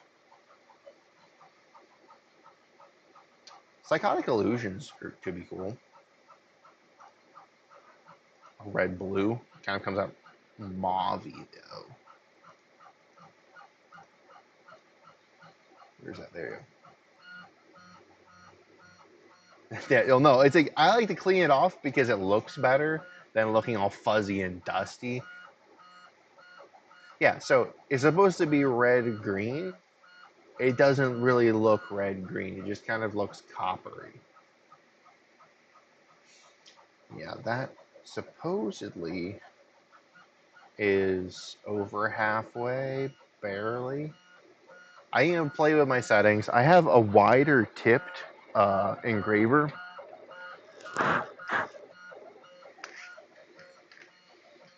that might cut down on time, but I haven't played with it yet. So maybe I'll do that next. It's 120 degree instead of a 90. So yeah, it looks a little je ne sais quoi, a little bed. Um, oh, my tin. But yeah, I've been like trying to find cool looking colors and paints, and then oh yeah, no, the red green doesn't look. I just don't get it. And I'm like, I don't see it. And sometimes you'll see a paint, and like especially if you do like, I don't know, Warhammer or miniature wargaming, and you look at something and you're like, that's the color. I know exactly what I do with that. Like this could look some cool or look cool on like shoulder plates or something big, like a big Titan or something as a primary armor color. But like there's sometimes you'll look at something and you're like, I don't know what I would even use this for. Like that just looks like a really good gold. I think it's supposed to be red and gold or orange and gold, but like, it just looks like a really good gold. Yeah. Also, whenever I'm going through this stuff, I see they have some metallic paints that you put over top of stuff. That looks like you get some cool stuff with. Yeah, these interference colors. I think I could get some cool stuff with that, where you base coat it with whatever, and then you coat it over top with this metal filler, and I think it's supposed to change the color some. Yeah, modify and metalize the color they cover. So that could bring out some cool stuff. Also, of course, they have stuff like the crackle paint, which I think could potentially do some neat stuff with engraved cards, but I just don't know how fragile the crackle is. So, like, that could look cool on the back of something, but if the engraver is just going to jack it up and crush it or flake way more than it should, then it won't look great. Maybe I could hit it with like a clear coat beforehand or have a rotating tool so it's not just dragging, I can actually kick chips out. Like I said, lots of things where I just have it going through my head and be like, this could be cool. I'm getting some fluorescent pigments, so you can do kind of like the black light cards. I think that would be really dope. And then the last thing was, like weathering pigments. I'm trying to reduce the amount of times I have to touch this stuff because like the more I have to go hands on, the more time it actually uses of me, and it would drop like the actual or increase my overhead because it's more being required. But some of this stuff would look so cool. I think it could be worth it. Um, glow in the dark. I've thought about. I haven't picked anything up for it yet. But some of these like weathering pigments, I think I could have some pretty cool results with. Drill the hole? No, it just pokes. No hole yet. No hole yet. Eventually, I could get there. Nope, everything looks good. It just has a lot of little movements to do. Like I said, it's just going along the top edge, so if it's gonna pop anything out, it could be now. So I have to keep an eye on it, make sure it doesn't launch the part.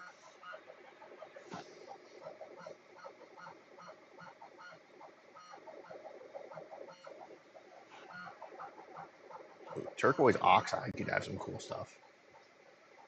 Doing uh, a card copper and putting some of this over top of it, that could be pretty cool.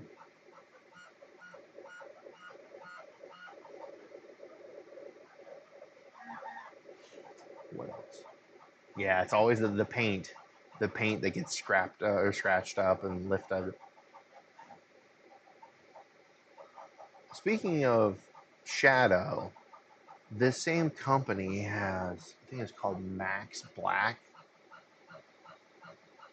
I also want to get this.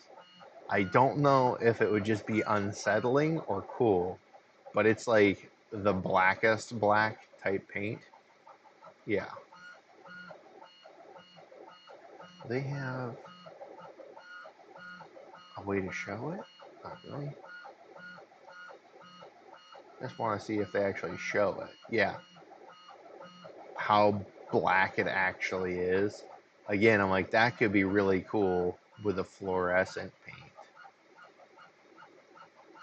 Just have super duper black with fluorescent colors. And then hit it with a black light. Would be really dope.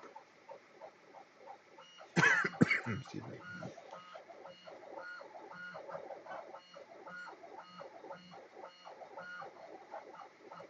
One day I can drop $131 on paint and expect customs to stake it. But that day is not today. But yeah, so those paints are super cool. I want to get more of them. I don't have any dark purple here. The closest I have. Do I have a dark purple? I lied. I do have a dark purple. I'll do that for pit. I'll do a black one and then a dark purple. See which one looks better. Speaking of, how is my paint drying? Ooh, very well.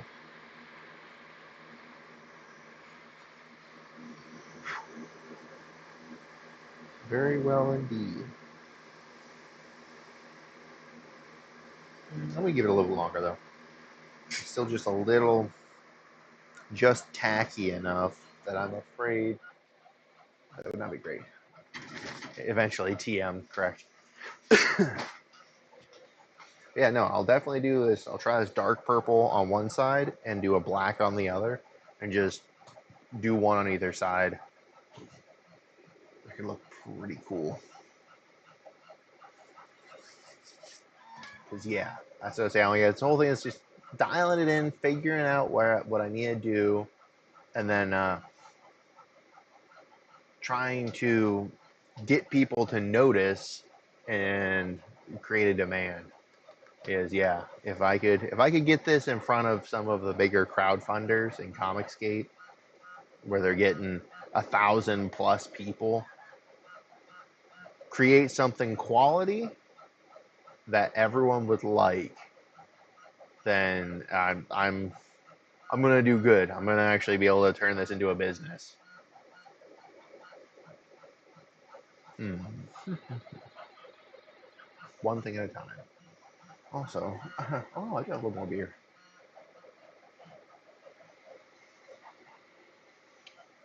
Now what to do though? What do I still have to work on? I can't stream my iPad, so I won't work on drawing anything. I don't have my tablet for my drawing screen hooked up on this computer yet. So yeah, that's all I really got right now. Do I have any other artwork that I can work on? I don't think so.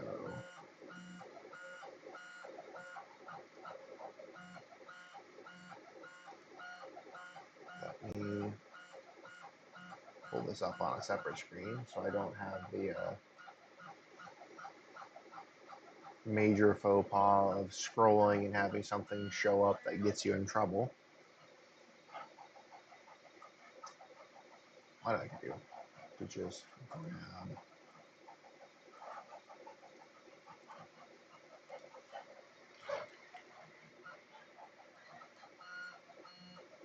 Well, usually I can juggle while it's actually doing its thing, but since I'm streaming, what I would usually be doing right now is like rattling and banging around in here, moving stuff.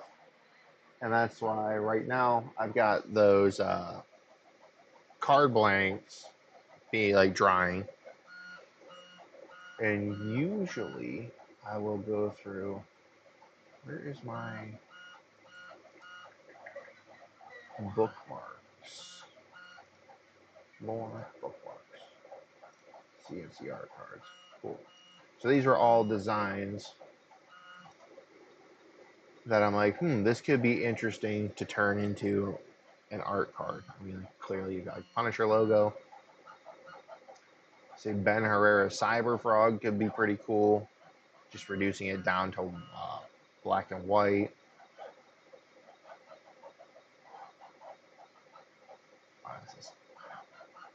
Anthony Gonzalez Clark. I have two of his designs that I did of this,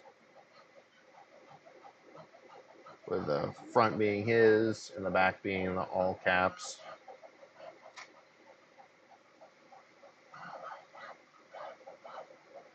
Like this Micah Ulrich, a lot of his art, it looks like these really cool prints. And some of these, like I would have to go in and darken up or ink over the pencils. This is another one that I thought was pretty cool. But again, like I would probably have to reduce some of, or go in and knock out some of the detail, just because once you shrink it down to a card size, it's just going to look like a bunch of little marks and not actually be readable. So Reaper Destroyer. I think he's got to sign up for number 2. I did this version of the Pit face. It came out okay. Again, with all the texture, like it reads good. I really like the way it looks, but once you engrave it, like this is a lot cleaner than that because of all of the texture. Whenever I engraved it, it worked, but it was still a little too much. So Pit and Gem Shock, this could be a cool one to do with maybe one of these different color shifts. So there's the purple and green. Then there's it's called turquoise waters. But there's like green, blue, purple. Or maybe just like a turquoise and purple. Then this purple sunrise, which is the dark purple and blue. So this could be cool for the Gem Shock aspect. I do also have this company, Turbo Dork. They have one called Motherload, which just kind of looks like a kind of gem colors, like silver, pink, purple, and blue. Question mark. Mother of Pearl, shifting metallic. Pretty cool. Yeah, so I have all these different colors and like coatings that I want to try to use. And then it's just trying to go through and match up, hey, what looks good for the design versus the paint.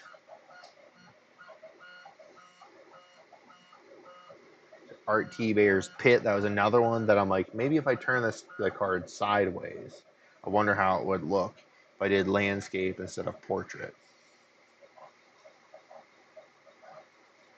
This is one that I poked around a little bit with.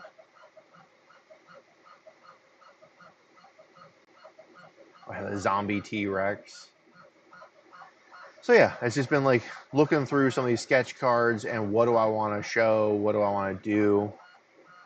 Right now, might flip those over and do the backside with black.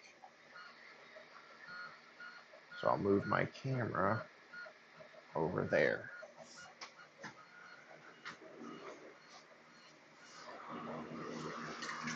Just want to make sure this is well dried enough that whenever I flip it, it doesn't stick.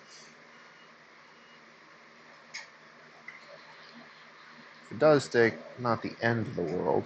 I can just strip it and paint again. I just don't know how long I have to let this stuff sit for.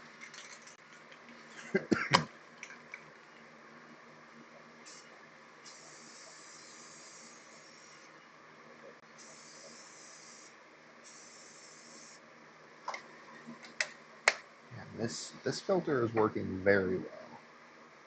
Quite happy with that.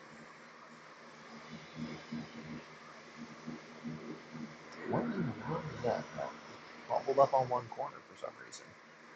And that's why we do multiple and why we can strip this stuff.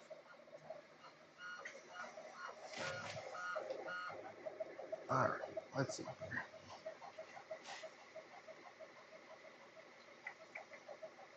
Wonder if we get any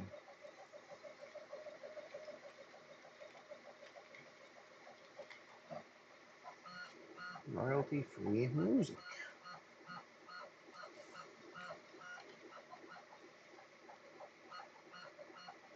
Royalty free music. Do they have for specifically for YouTube?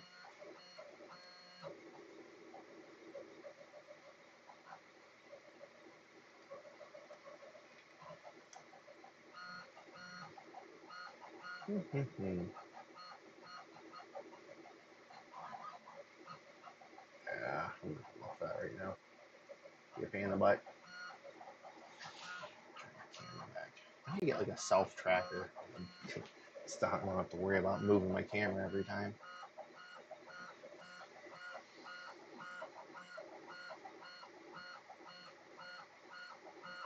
Alright, how much longer does this have?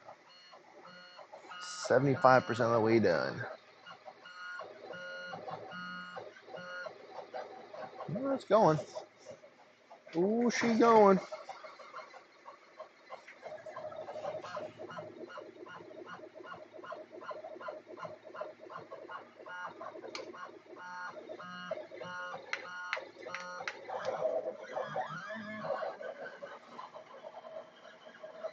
Nice.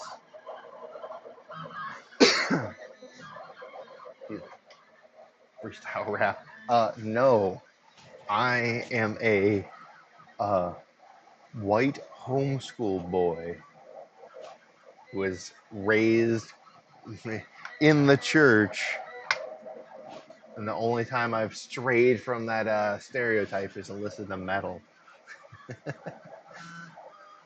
I am not a rap enjoyer, and definitely not a rapist.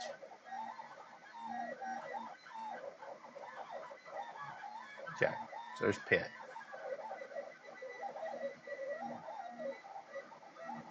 Who else has campaigns going on or coming up? We got Pitt, Cyberfrog, a bunch of smaller guys. Who has a smaller campaign right now that's cool? Who? A Blue Shack. I think he's got some cool stuff. Blue Shack Comics.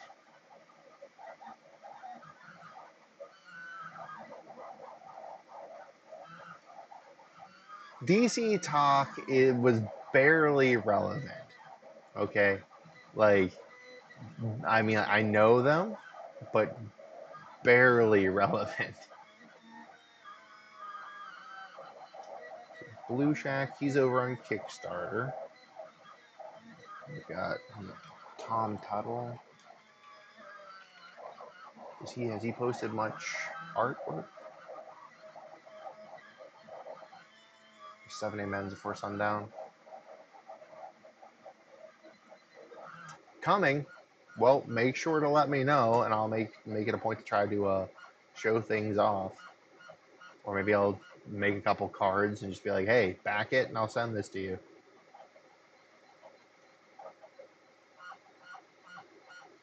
I don't know if any of this would make A good card. Usually sequentials don't make good cards. Art looks incredibly cool.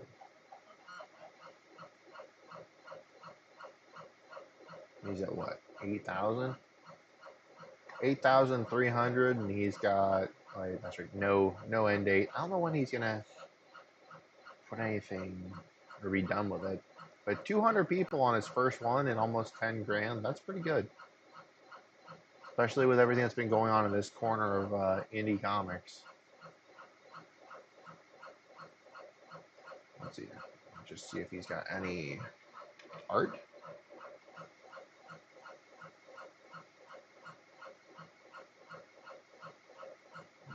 Not really.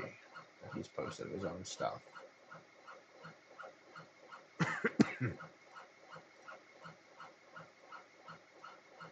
Swamp Thing.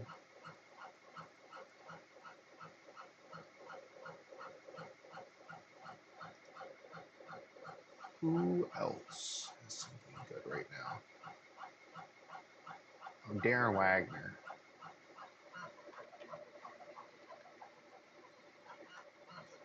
Demifoot.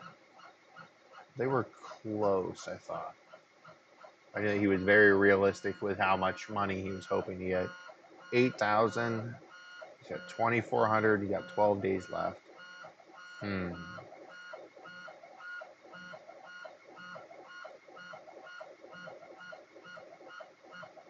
That would make a cool looking card.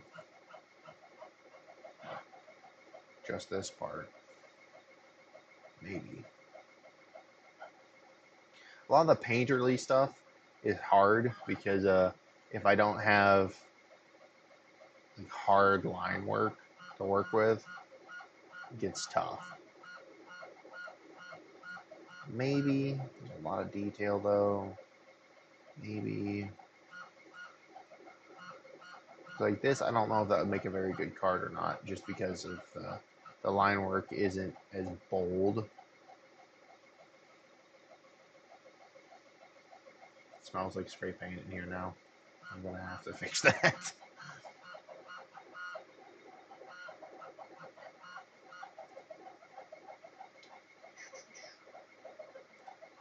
Just snip it.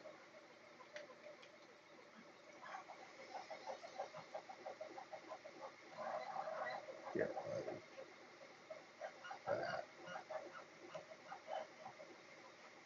Save this. Desktop. Demi Flick.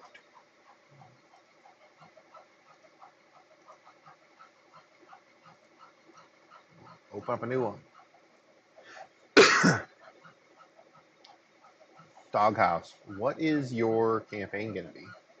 Comic book? If so, tell me a little bit about it. Curious. Oh, this is Clip Studio.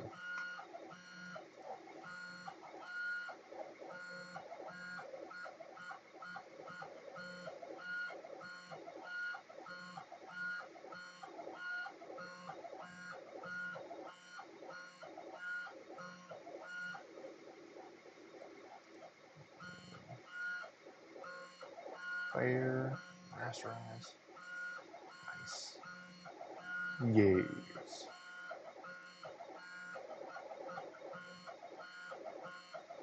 Regular Bassheater in the black and white. Delete out some of this gray.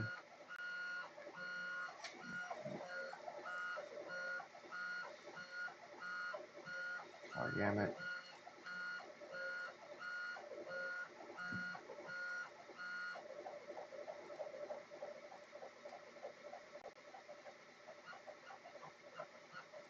Select color gamut.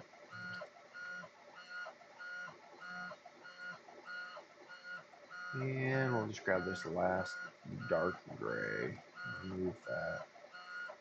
Nice.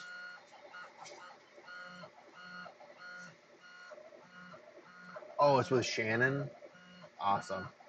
Yeah, his stuff, I really like his art. Yes. Or are you Shannon Hall? If so, then yes, regardless. Super cool. I've seen the like layouts and thumbnails that have been posted. I'm all about it.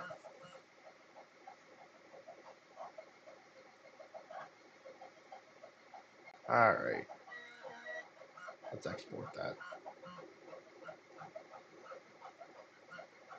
Nice, strong image. Say yes.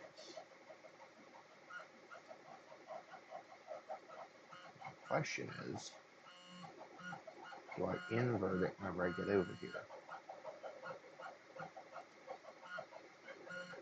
Wait, I already have a fresh one up. I did. Bingo, bango, bongo.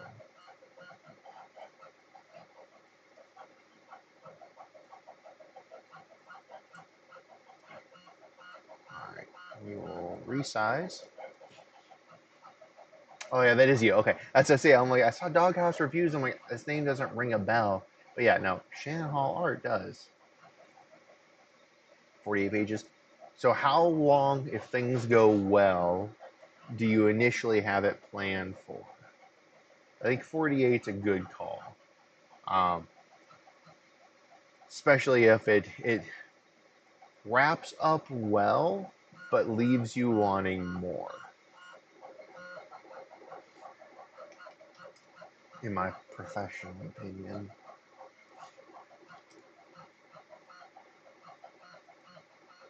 Put that down here.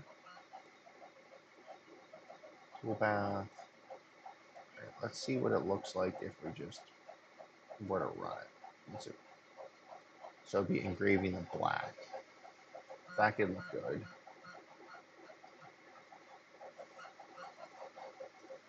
Let's try the larger.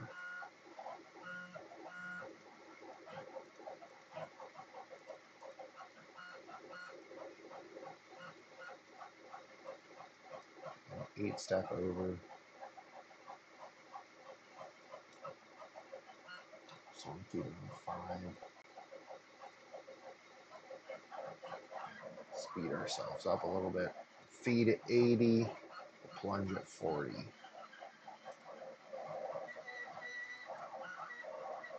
And actually, I want to move this down.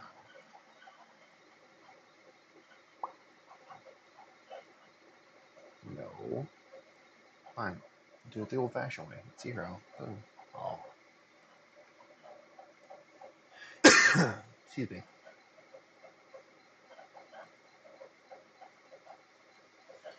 So I leave it black where it's white and white where it's blue. So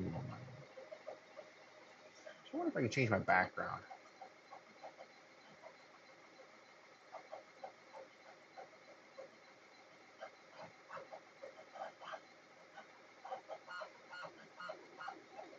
Doesn't look like it. Shape design. Anyway, I changed the background color. If I just want it to be dark, I just want it to be black. Just gonna grab this. Oh, that definitely is something. I don't know. Interesting. So we try tracing over it.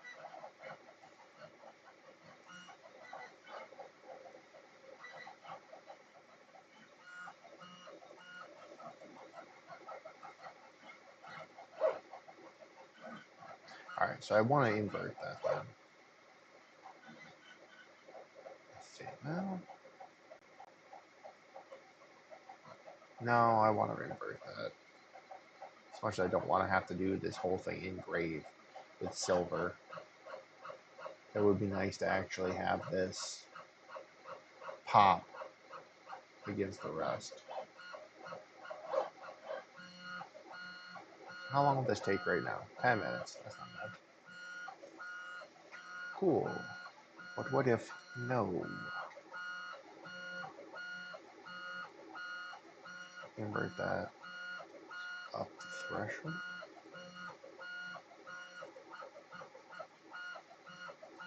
Nice. Okay. Okay, cool.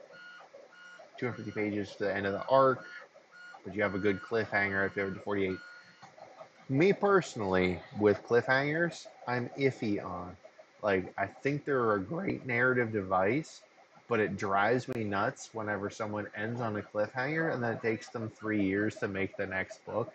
Because I'm like, dude, you lost all the momentum that you like. I wanted it like now, and now 3 years later, when you're starting your sign up for the next book, I'm just like, I remember it was good, but there's also like 3 dozen other books that I want to get right now. So I'm interested. Like whenever the one that pops out is Von Klaus with his black or this Terror in the Trenches ends on a cliffhanger. I'm like, cool, I want it now. He still hasn't made the next book yet, so I'll end up probably buying it. But I'm like, do I really want to have to go back and reread the other one? I don't know yet. Oh, hey, that's done.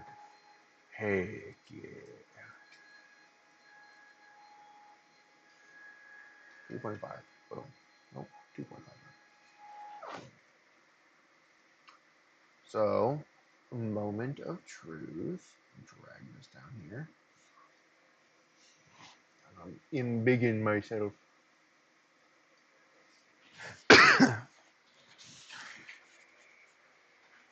Oh, yeah.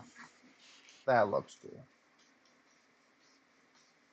The only thing is because of the deeper pockets it was sitting on and the MDF, the corners are a little bit dull where it fades.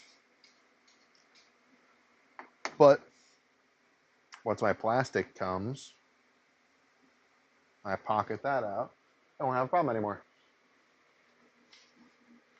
Ooh, the next Dress in 12 Months comes out in January. How long has that one been? That was taking forever. Okay. Now, I think that looks pretty cool. Nice. The reverse pit. Hell of a lot better. Really like that.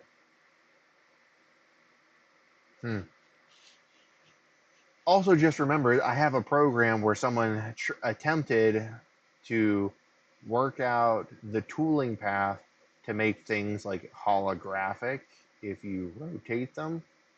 So that's also something I'm going to be trying to do at some point.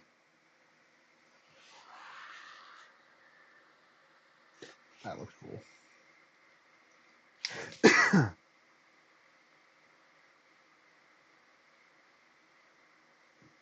That looks very cool.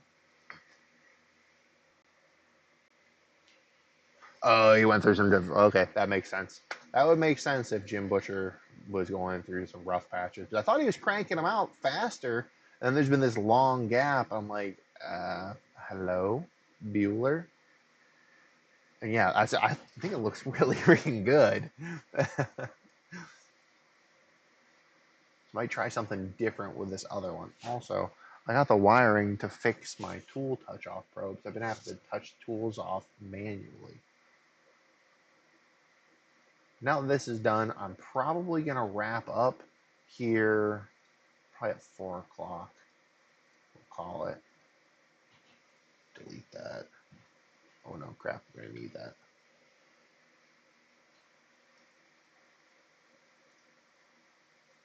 Drag that on up. Boop, boop, boop.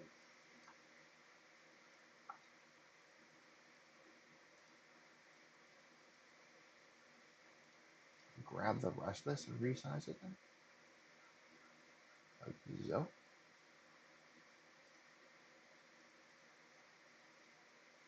As I have missed the Dresden Files. Drag that down. Set it to 0.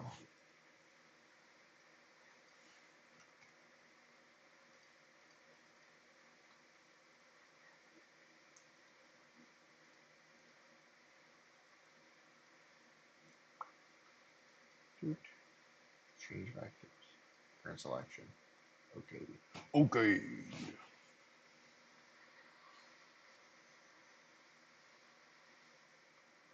14 minutes? I think you're full of crap, but okay. Excuse me. Man, my throat has just not been having it. All right, let's see here. That stuff out of here. Did it fog up that paint? It did not fog up the paint. Awesome. So I can use super glue. I just gotta wait for a while, like a couple days or a week. Awesome. Yeah. No. Waiting, waiting's always the pain, right? Like, it's just the way it is. But I feel like it's that fine line whenever you're writing something and pacing something out, where like clearly you can't control what tomorrow has coming, but the impact I feel like gets lessened whenever it's years go by versus the cliffhangers we were used to with weekly shows or even movies that were done like half a year to a year. So you had that where you're like, I can't wait till next week to watch the next episode of the show. And then you get it versus, oh man, I can't wait to have that. And then now I'm going to sit here and wait and wait and wait. Like, I don't really want to like cramp someone's ability or style on making something, but what's up, Aldir? I'm actually getting ready to probably dip here in like 5 minutes, but I will show you. I just finished Pit engraved card, and I'm thinking I think the plastic shows up tomorrow, I'm going to set up, mill out a bunch of pockets, and see if I can maybe this coming week run a bunch of them. Do like, I don't know, maybe like 6, and then just say, hey, see if I can get Dale or Mandy to share it as well, and then be like, hey, if you you back Pit on the 22nd when they go live, or maybe even for the sign up link, like just send me a screenshot or something in your address and I'll send it to you. I think I can do worldwide one card for, I believe, just an international stamp. So that would be cool to kind of help show some support and try to get these cards in more people's hands, see if people like them, gauge interest, and then see if maybe some people want to pick me up for stretch goals. Yeah, it's probably a smart move, man. Like finishing the first book and then drawing the second one while the first campaign is running. Like, if you can financially swing that, like I don't know how much you're having to go into your pocket to deal with this stuff, or if you're hiring out to anybody. But yeah, cool. It's awesome. Well, this has been fun, and I feel like I've definitely learned a lot with the layouts and setups. I'm going to play with them more, and then maybe I can figure out how to do this more frequently. But yeah, yep, I got the Cyberfrog, all caps, with Vasilis's Cyberfrog, and then Anthony Gonzalez Clark's Cyberfrog from the One Night. Then I have Ethan's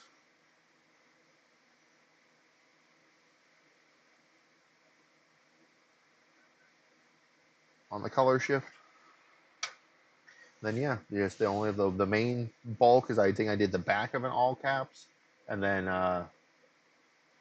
Pit, which looks fire. I got a bunch more color shifts and a couple more ones to work on.